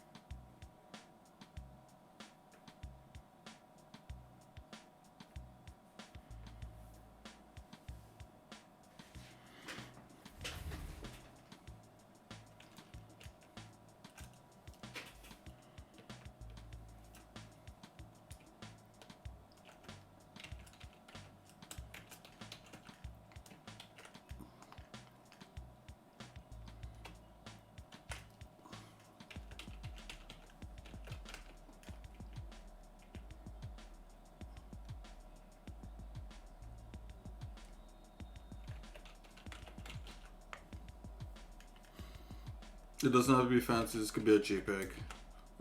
Most people don't save things as JPEGs, you want the highest quality, but you're gonna use up a lot of the space. Especially for the amount of drawing and graphics and stuff that I do for this stuff, yeah, for sure.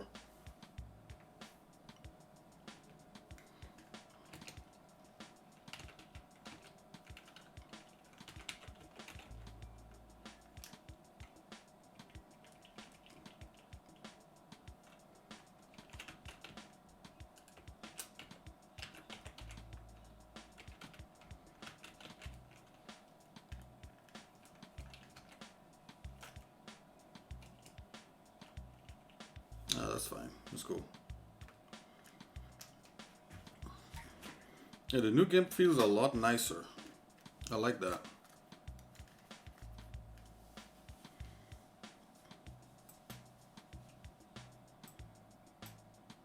Yeah, we don't need, you know, like the project files on that.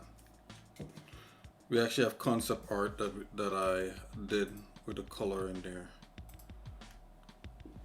So what we could do now is that let's load all those things up in BRF. I'm gonna bring this over here.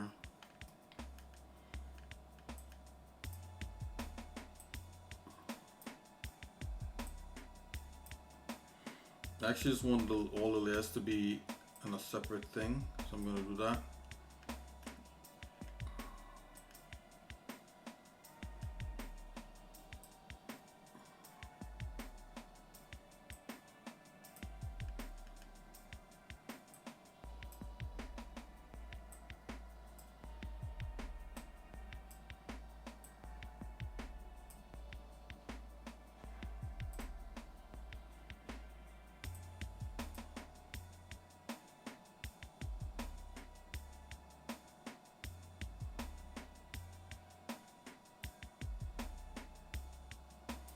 And these are all the smart materials. I just put this placeholder material in here.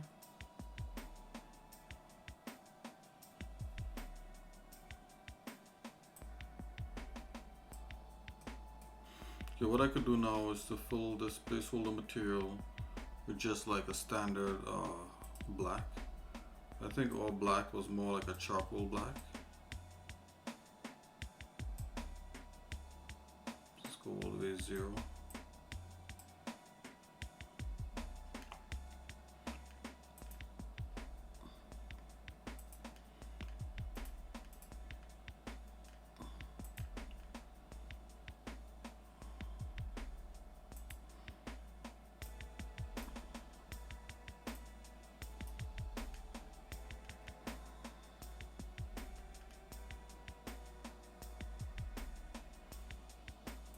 out the black a little bit. We want it to be 100%.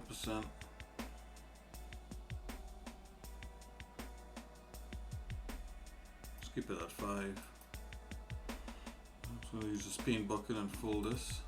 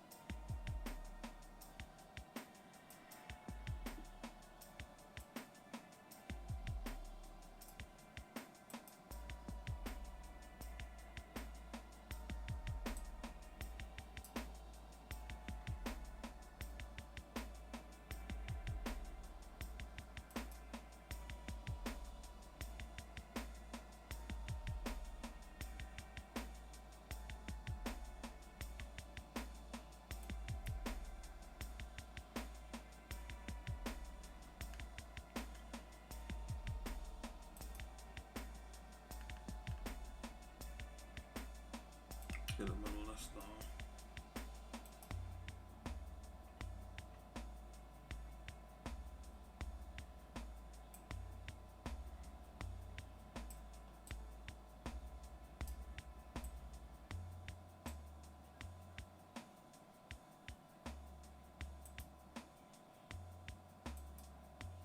Okay, so maybe we do make this into a layer. So what layer should this be?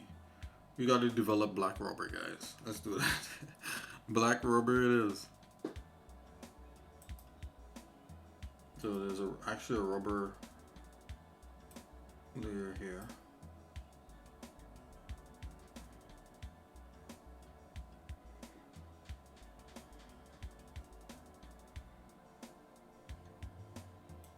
Maybe I do put this back down in there, like so.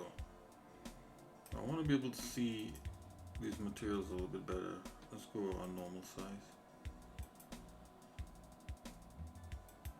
Let's go large. Okay, large is better. We kind of visualize these a bit.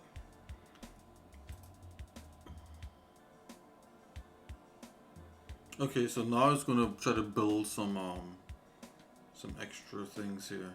Occlusion.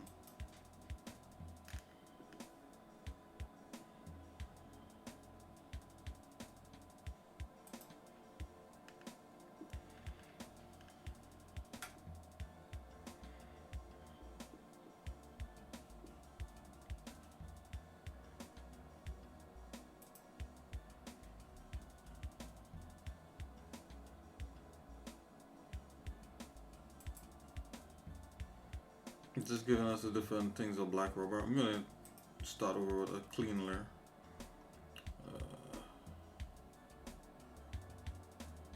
Just go new. Okay.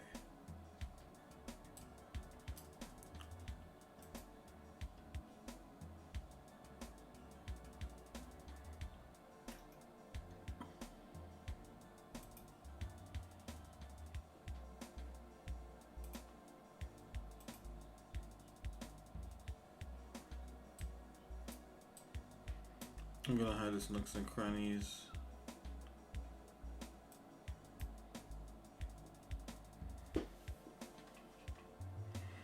I'm gonna make sure the depth comes in there and that. You know, we can see the different kinds of rubber.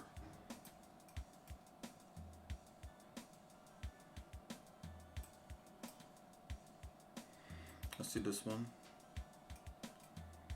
This one looks interesting. This one. And I may have made my own rubber.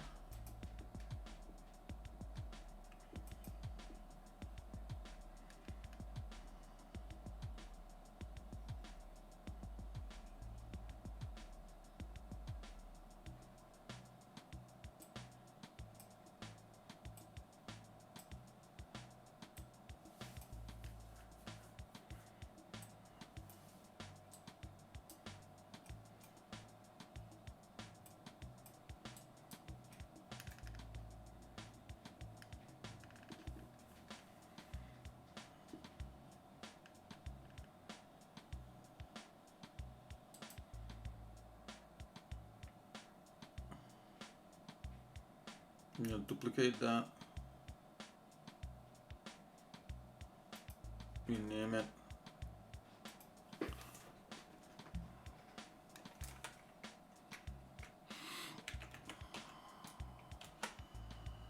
Put it in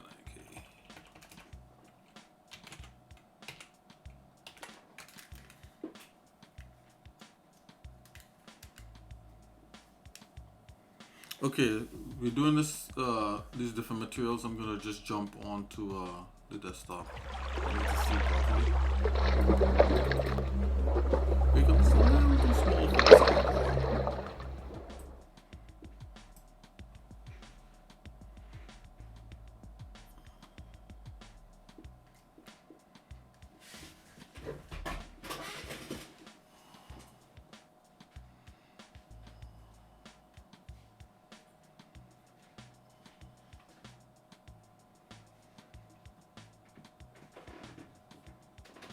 Okay, let's see. You up in here? Oh, 1 second, guys.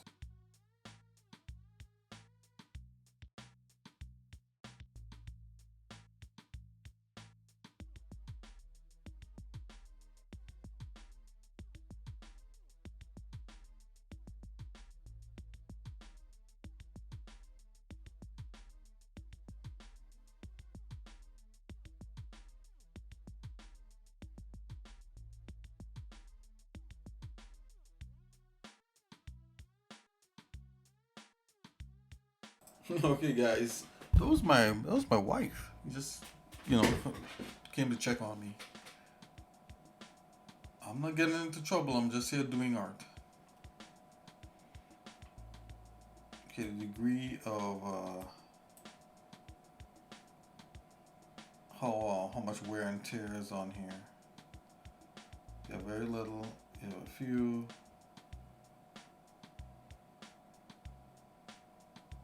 Okay, we got to scale. I want to scale the texture on here. This is a depth. There's a noise. Some noise in the roughness. I realized for that, you actually, if you want it permanently, you gotta come in here and scale it right here. This is the noise scale.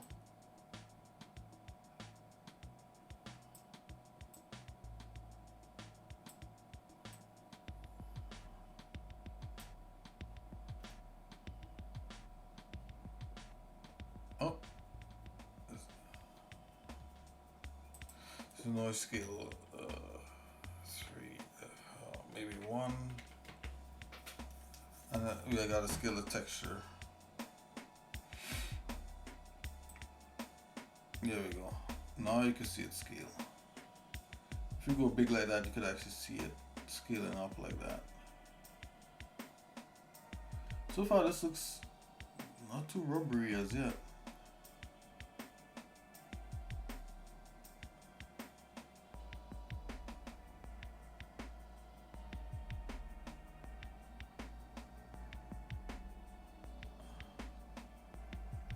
Let's go 20% on that. I'm 22. Done with that, and then let's scale the other one. Let's go 22, and this one also.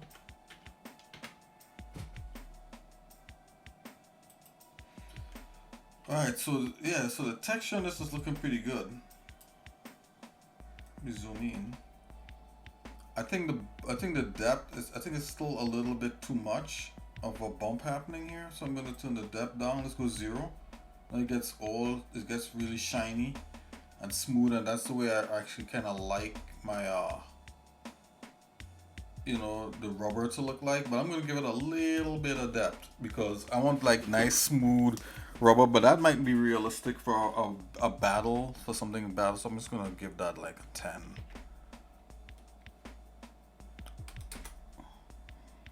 Or maybe a 20. Let's give it 20 in terms of bump. So there's some kind of roughness to it. Okay, I'm starting to see a little roughness here. I'll bump to that. And the roughness, they have it at 100%. I'm going to turn that down. You see it's going to get really shiny.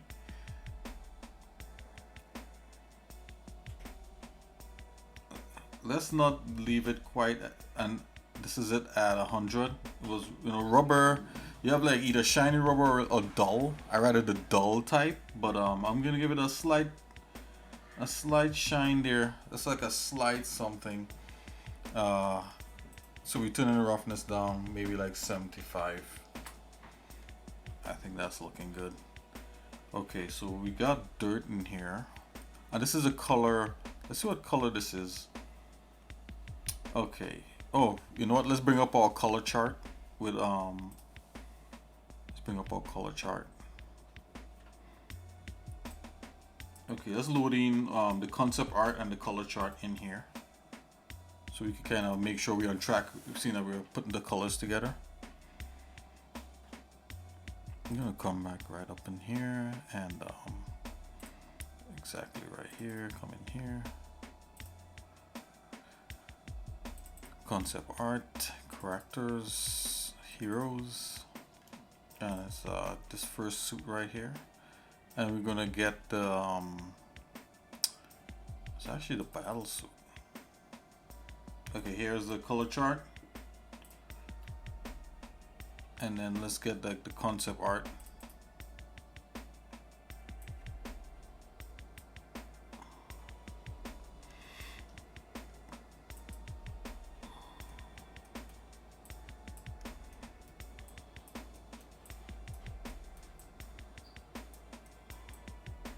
Yeah, so we could do a lot of work in texture also. Okay, make sure this is on top. View, always on top. Okay, let's go back into here. I'm just gonna put this over to the side.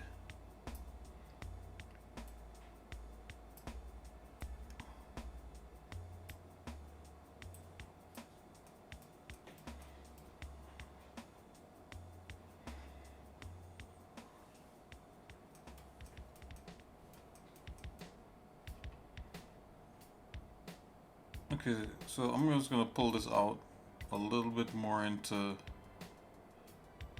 a dollar state. So see lightness. Let's go 20 on that. That's okay.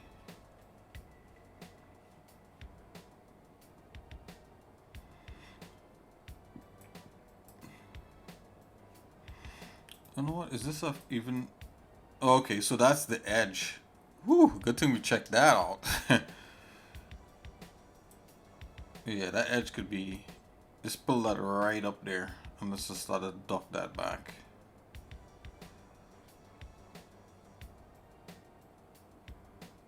A little bit of an edge. I'm gonna zoom out.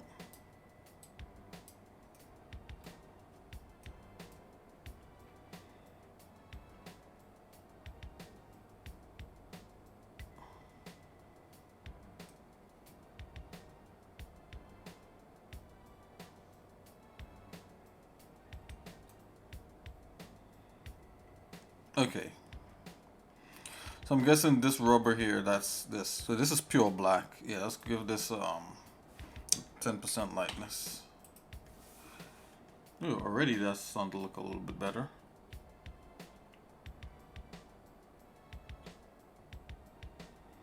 Let's give it a 20%. Ooh, that's too, it has to look black, so 10%. I think this is good. I think anything more than this might be too much. If I give it more of a roughness, then it's really gonna matte out. Let's give it 80% roughness.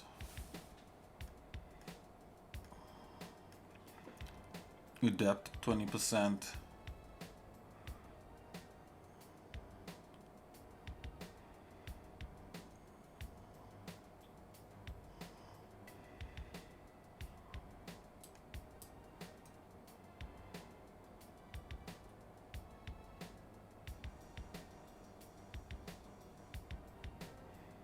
Oh, that's a metalness actually.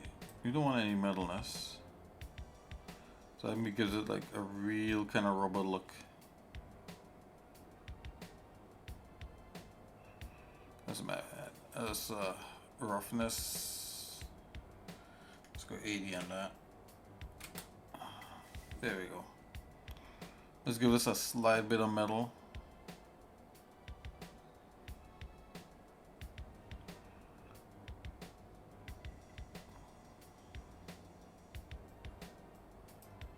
Give this a bit of metal. Let's give it a like 5% metal. And this is just strictly the rubber.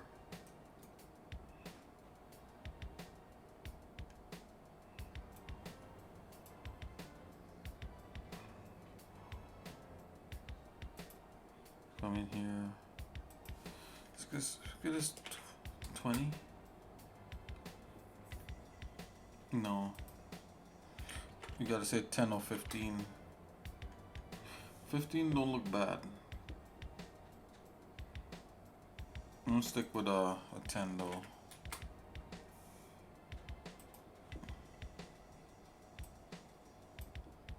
Okay, what we could do also is to view this as just a straight up flat color, flat shade.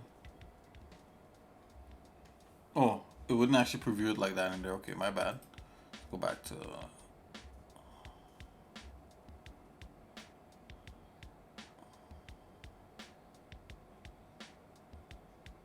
smooth shade. It's all good. Okay, so I'm watching this here. I may wanna pull this more into that 20%. Yeah, I think that might work better. You just have to kind of shade it up into being darker. Okay, so I want this a little bit more of an edge. And this dirt thing here, let's go pure black with that. Yeah, that's better. That's how you bring that into there.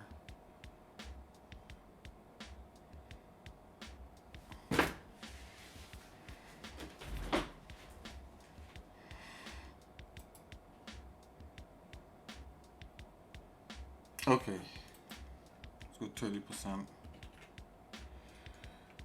lightness on that. Yep, that gives that a little bit more of an edge. Oh, rubber is not really worn like that. So that's the only thing about rubber. I mean, there's some slight wear to it, but it's not really worn. I think I may have to go a little bit darker with this.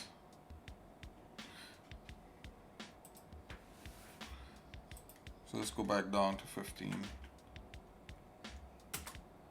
Okay, that might be the action. Alright guys, so I'm just gonna take a look over this here, and we got the dirt.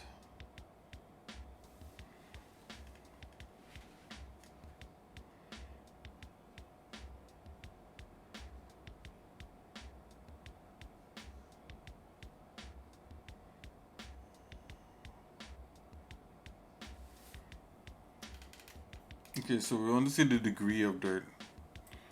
So I know it's 1.7. Let's turn that down.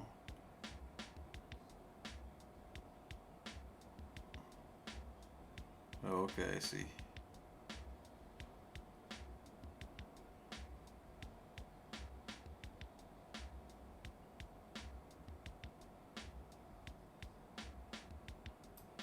Get a little more dirt than it's 1.7. Let's see.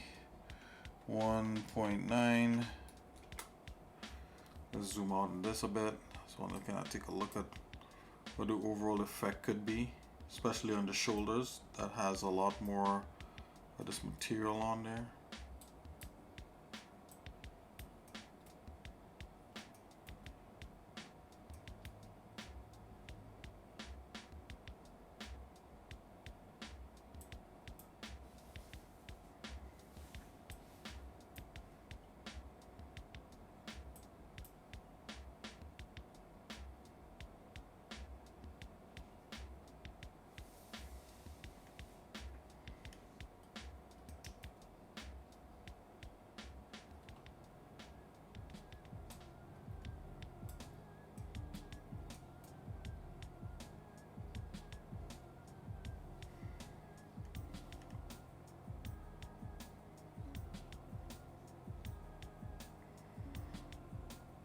Let's increase the roughness to 8.5.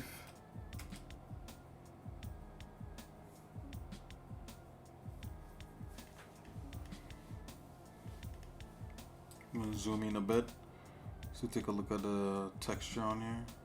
I think that's looking pretty good. Okay, maybe I could lighten this up just a smidgen, but let's look at the degree on the wear here. This is more. Oh, that's not bad. I was kind of started less now.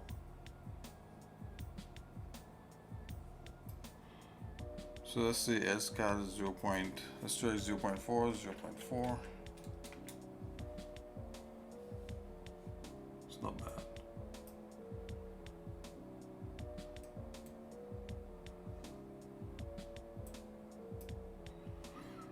It's capturing a lot of edge. I think we just need to pump up just the color of the edge a little bit more. Let's go 40 in that.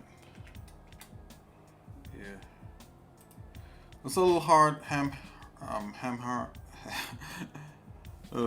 a little bit ham hands on here, but I think it'll, in the end, it'll read. But we just need something that'll read. When I mean read is like, you know, when it's far away and everything like that, you can kind of see what's going on. I noticed there's kind of like a seam back end. I think it's happening because of the different maps on here, and we could go in and clean that up.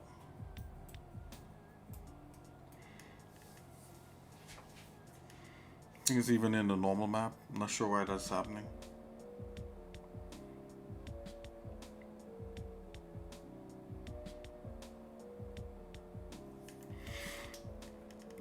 Okay, I'm really watching it and trying to observe it here. I think this is good.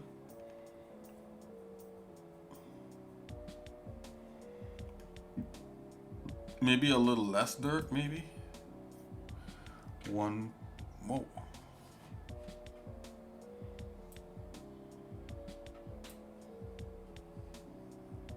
So let's see, where's the dirt? Degree 1.8. Okay, that's me pulling the dirt back a bit. Oh, notice how we got some of that highlight back on the shoulders. If we give her some roughness, we'll actually smooth that out a bit. But it's too rough there. Let's stick with like a 90% roughness. Let's go back to 80. Yeah, we probably should stick with this. Okay, so I'm gonna save this. Alright, and we could probably derive all the other rubber things from this. I'm just gonna fill this entire mesh with this, you know, with this black rubber. Yeah, and it looks more glossed and more detailed than all the other ones that is showing here in the thing. So I'm just gonna go ahead, right click, and go fill entire layer.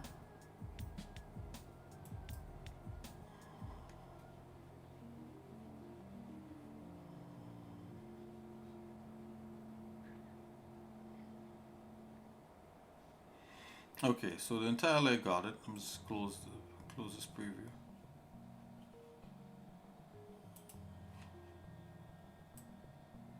So this is what it looks like right now.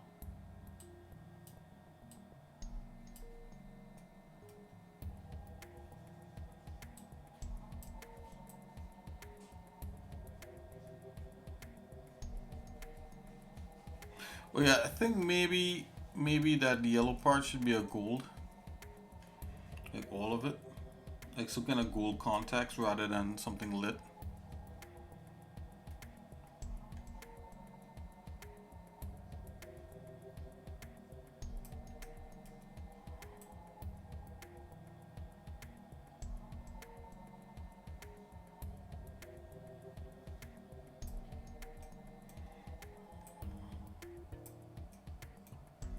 Okay, I'm gonna use this to make the green.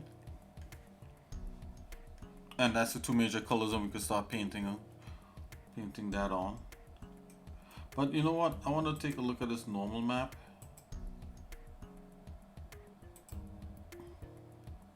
And this something here called flatten normal. Let's see what it says exactly. I wonder if this could help me. Okay, flatten the paint normal surface detail beneath the brush. Okay, let's see.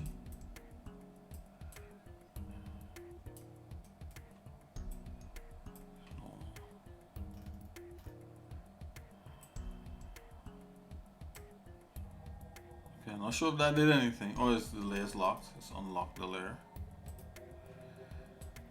Okay, it's gonna see. Oh, might want to get some of that. That works? Okay, we totally gotta use that. Okay, I'm gonna go put this on my Wacom and see if we could do some cleanup. This is how it goes, guys. Never really pans out 100%, but you gotta like kind of work your. It's kind of like you gotta work your way out of problems whenever you do, you know, like this kind of production work, I guess.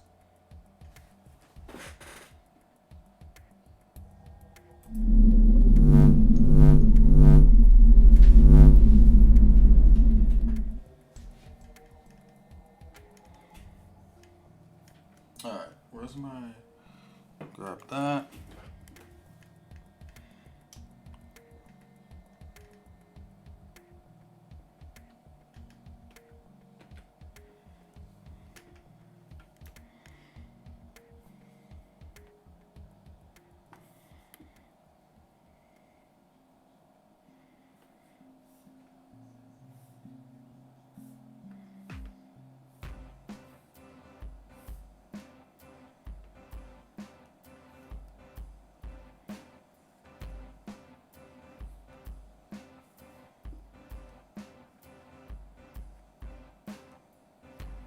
Now this is not bad. All I have to do is just touch it and it kind of blends.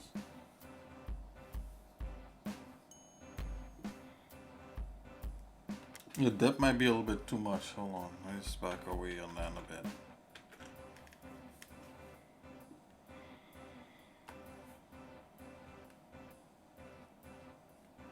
It's better than having that straight up seam going straight down.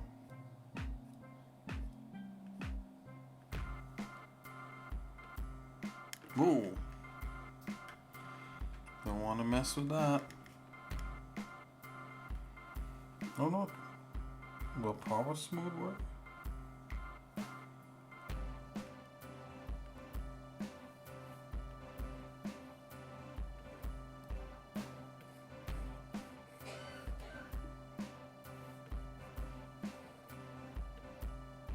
Nope.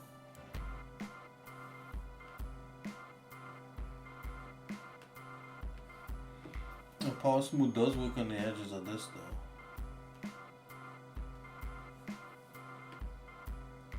Oh yeah. It's almost disappeared.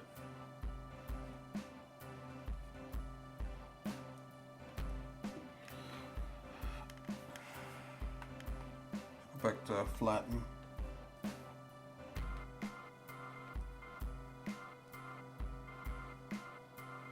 Yeah, it's too heavy.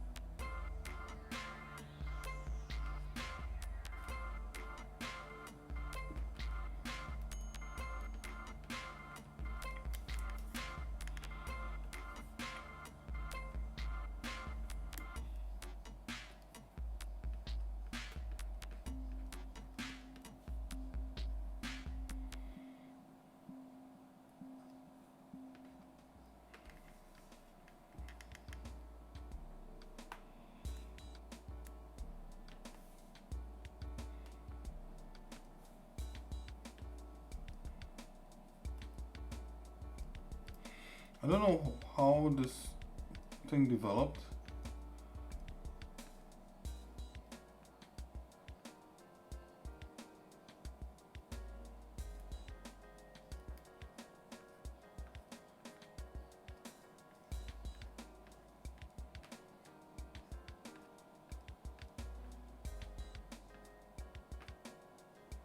But however it developed, it's not really acceptable.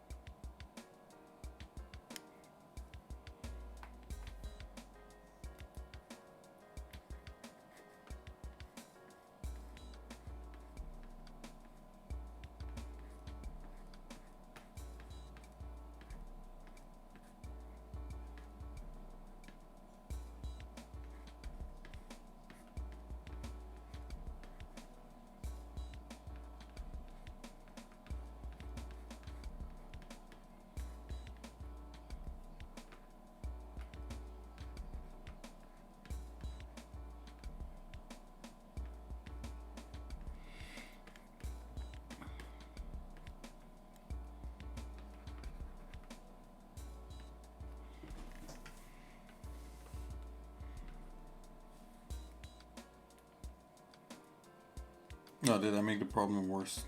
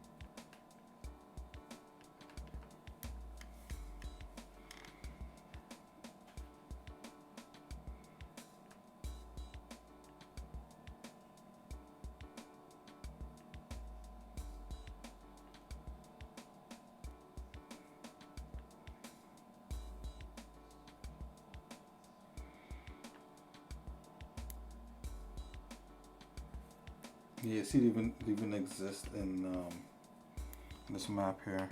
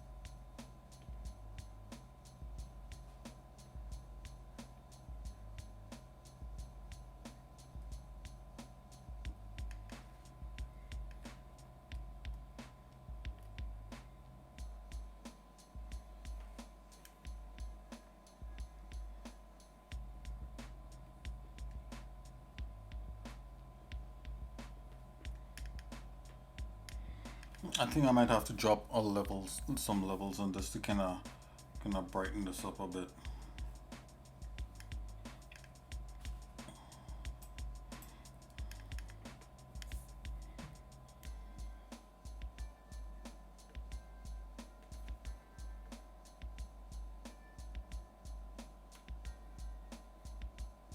Okay, let's drop some levels on this layer.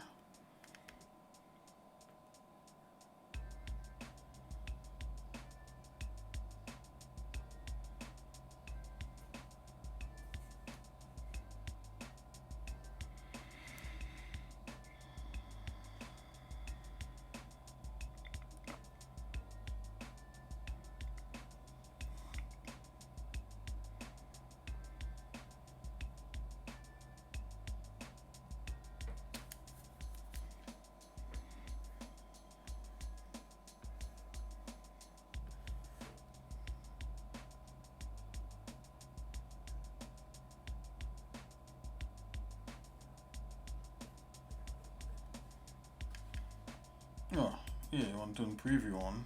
Let's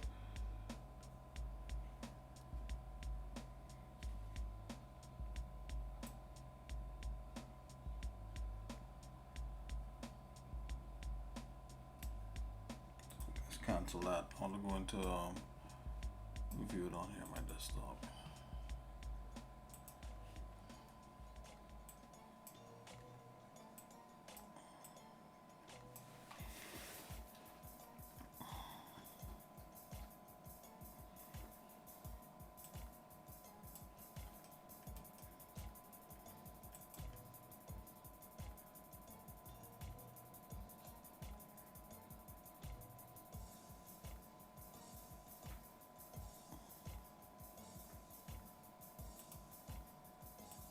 Okay. Just lighten it up a bit.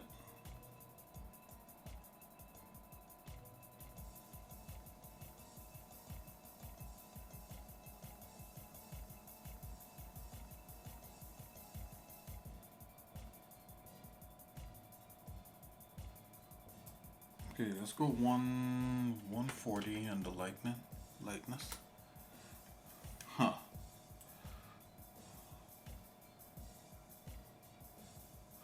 Feel that might be a little bit too light.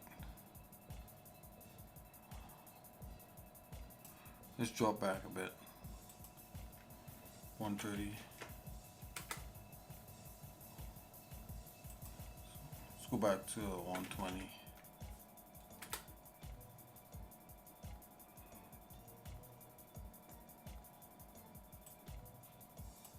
I'll turn preview off and on. So looks, this is it. That's by itself. And we turn this on, and it just pops a little bit more.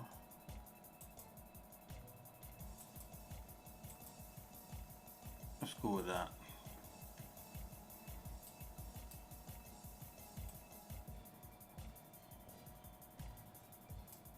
I'm gonna hide the texture.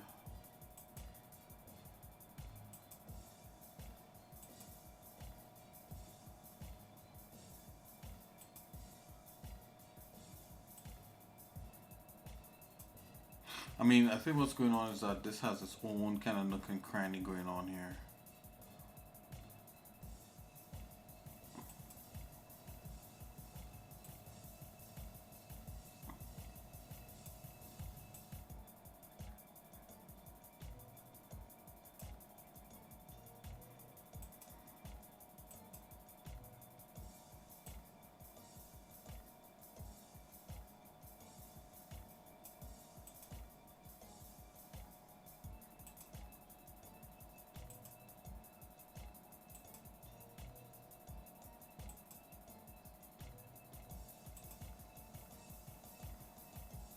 Okay, let's make the green one, and then we'll actually paint the green one on here.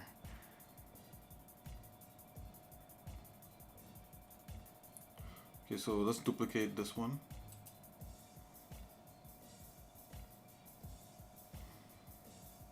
Let's duplicate.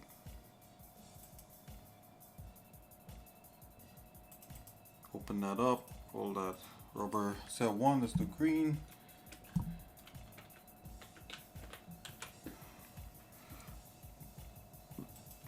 Okay, now this green is a sort of a bluish green.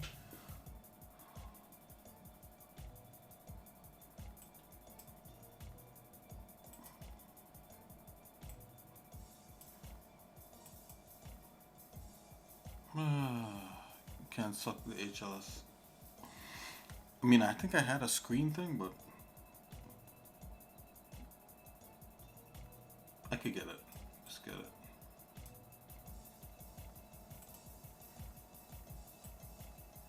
It's more here towards that.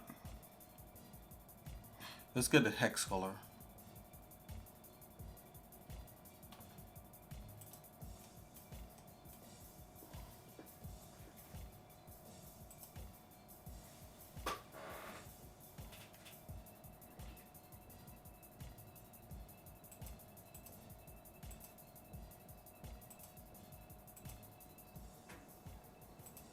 Just gonna make a new layer.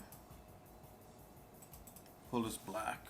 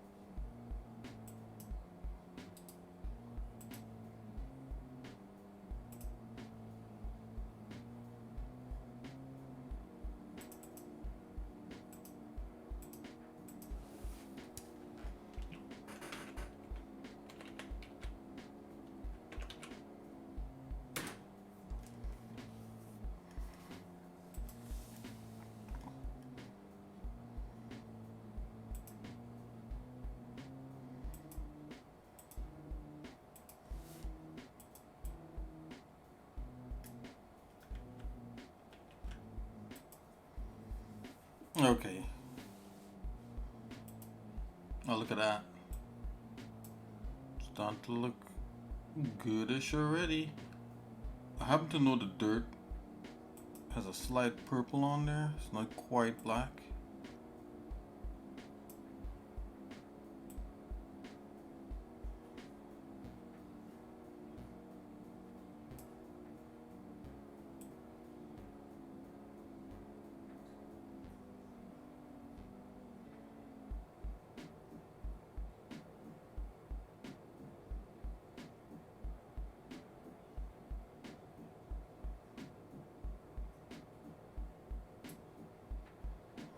That's okay.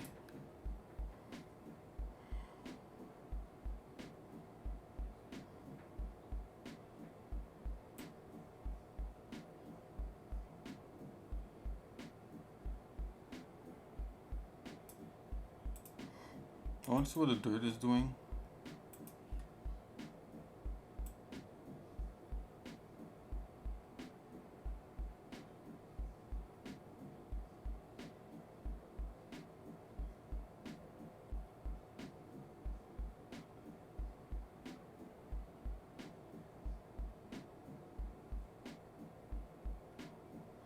Wow, the dirt seems to be going into the shaded side, which is really odd. It should be going into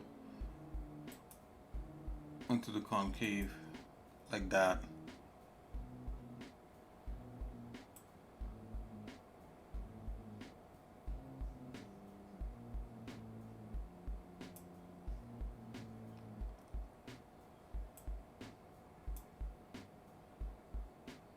Cancel and start that again.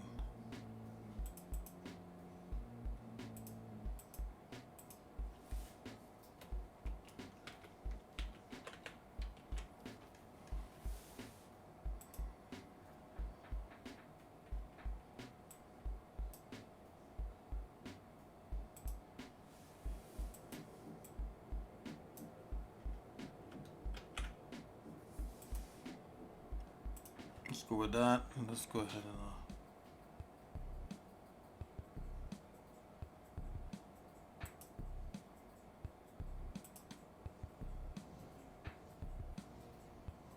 and degree. I don't want it to be like overly contrasty.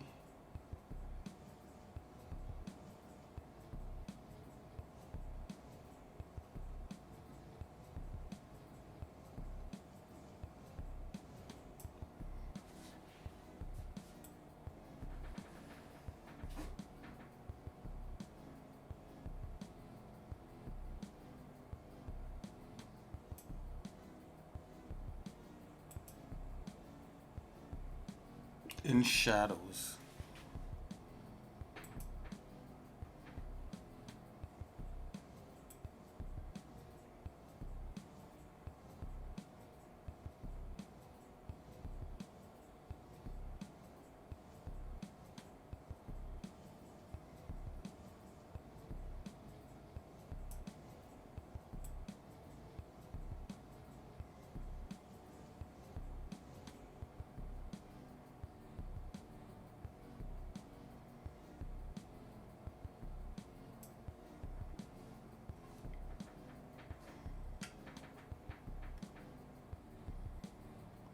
I'm going to come in here. Let's give this a slight touch of that blue.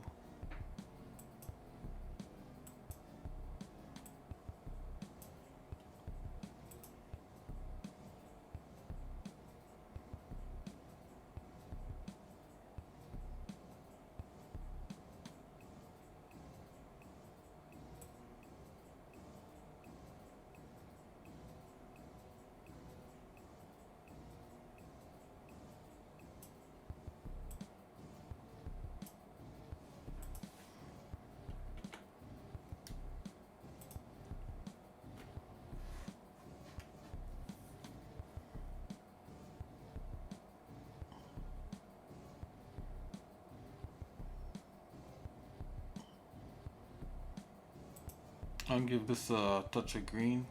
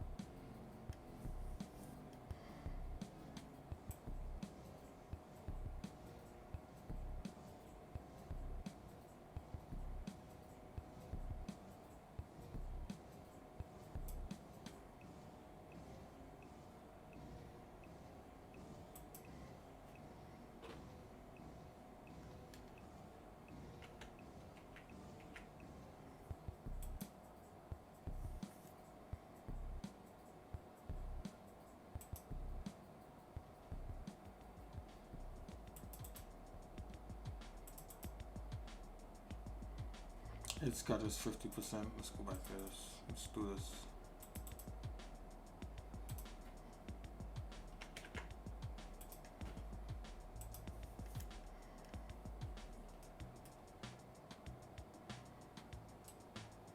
Okay, so this is where we start to paint on this thing.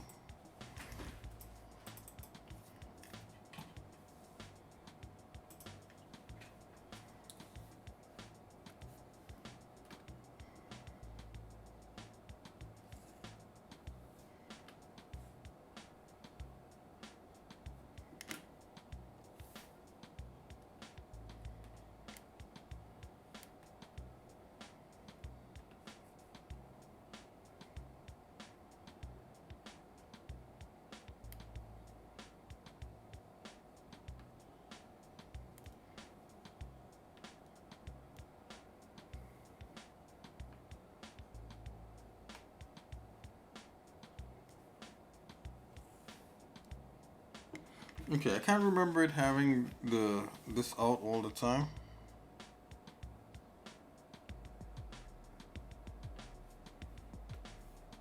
Okay, there we go. Okay, minimize that. We could bring that down, see the overall effect.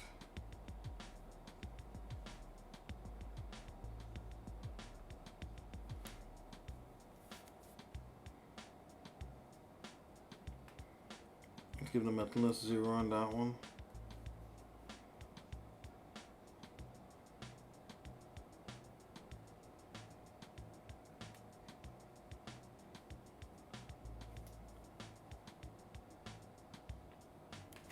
Okay, did that 10%.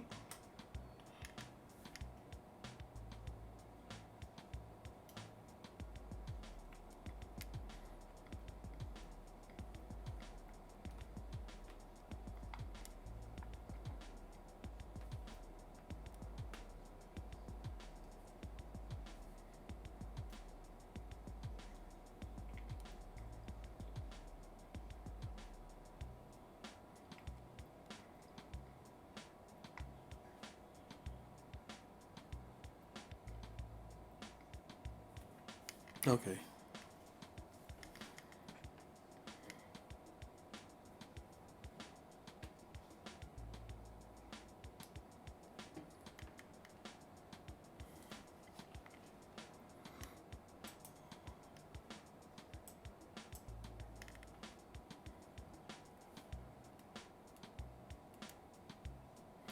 You can start painting by just brushing on this area like so.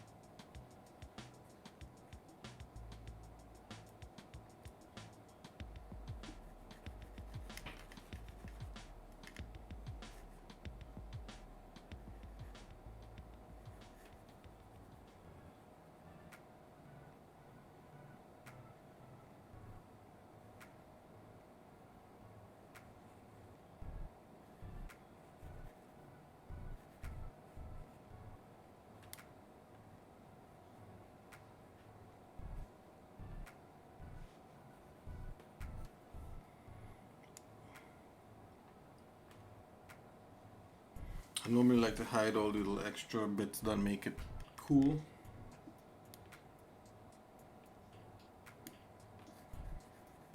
And just see what we could get by just painting on this.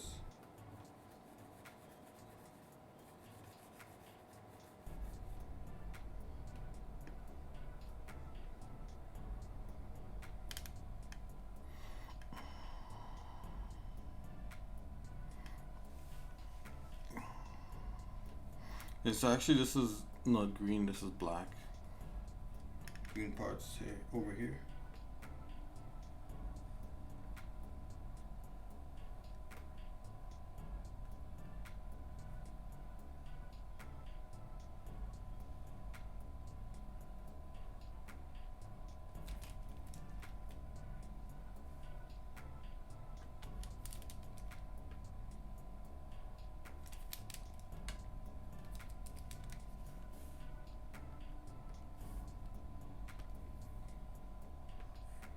Let me just erase this part.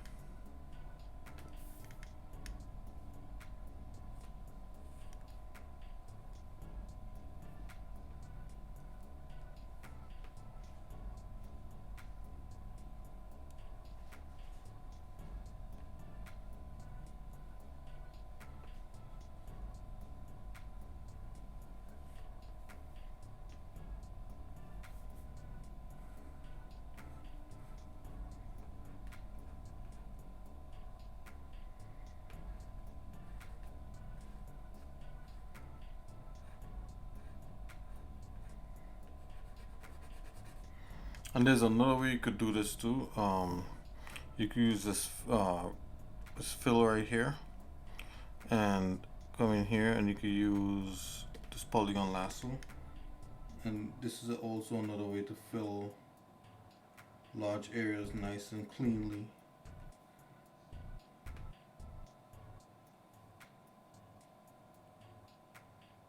You do that.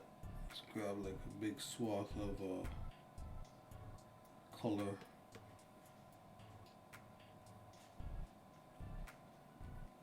And just slap that on there like that.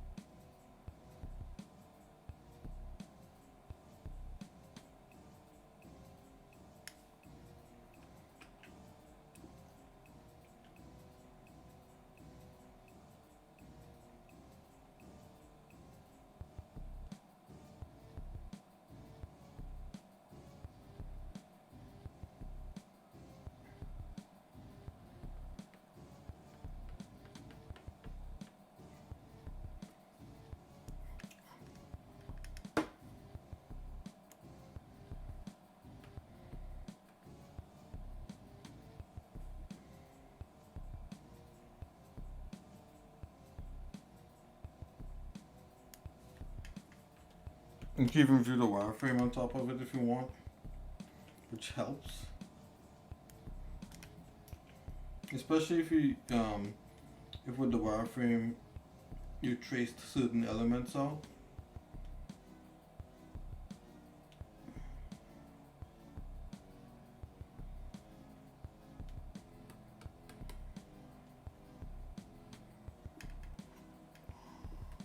Oops. Do that with the eraser.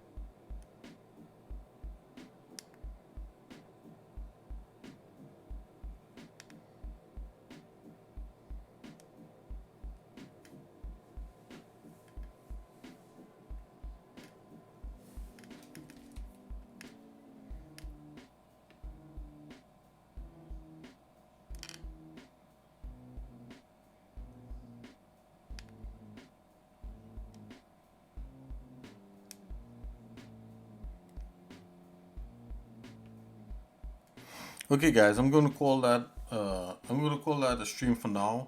We definitely got set up here, and it's just a matter of going through and coloring and touching up and adding detail.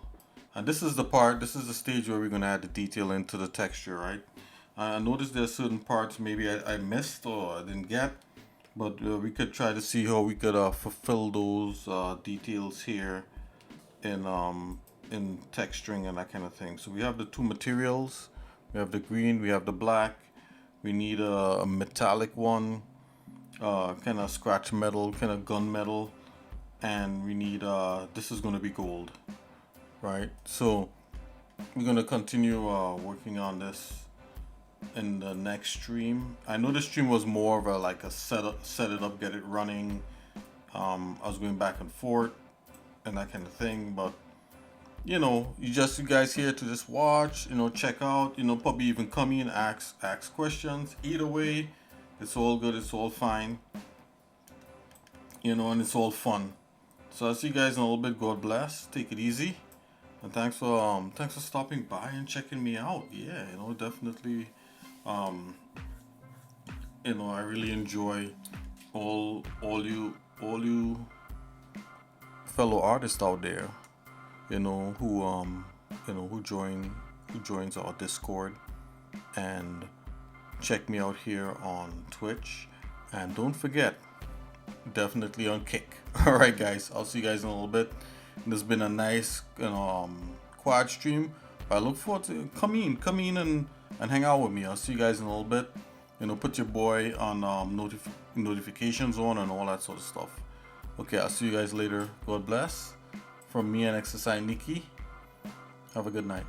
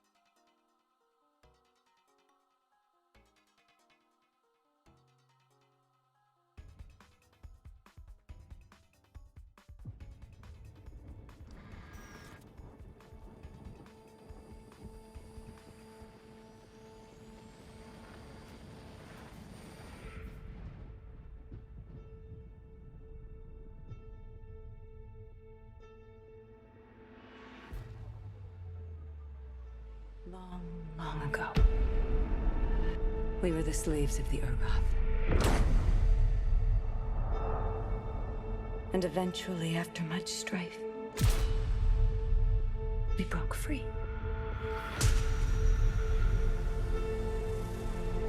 And so we made our walls high. And our convictions strong.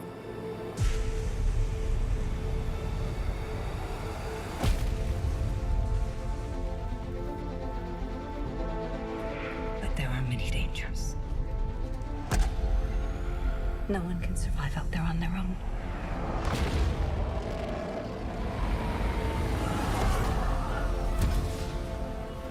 We found her last night, in the jungle. They said she must have been out there for years. It's not possible.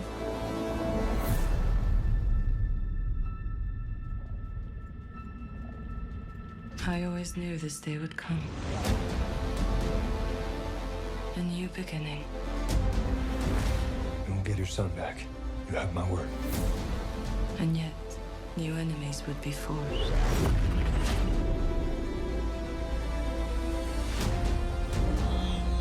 A line would be crossed.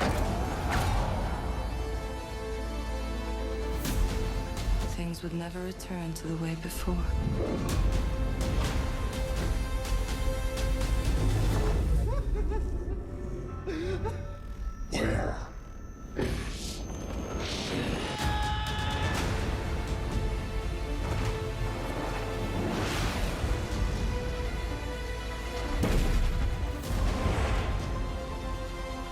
Look deeper, and you will see. Visions, Kelly. Your history. Your future. A life unlived. You backstabbing rat! You sold us out! I never should have trusted you!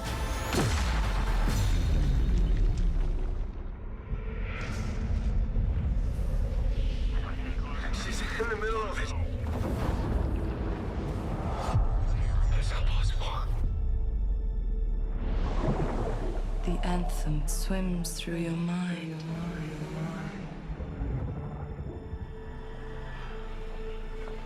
It knows you. It knows us all.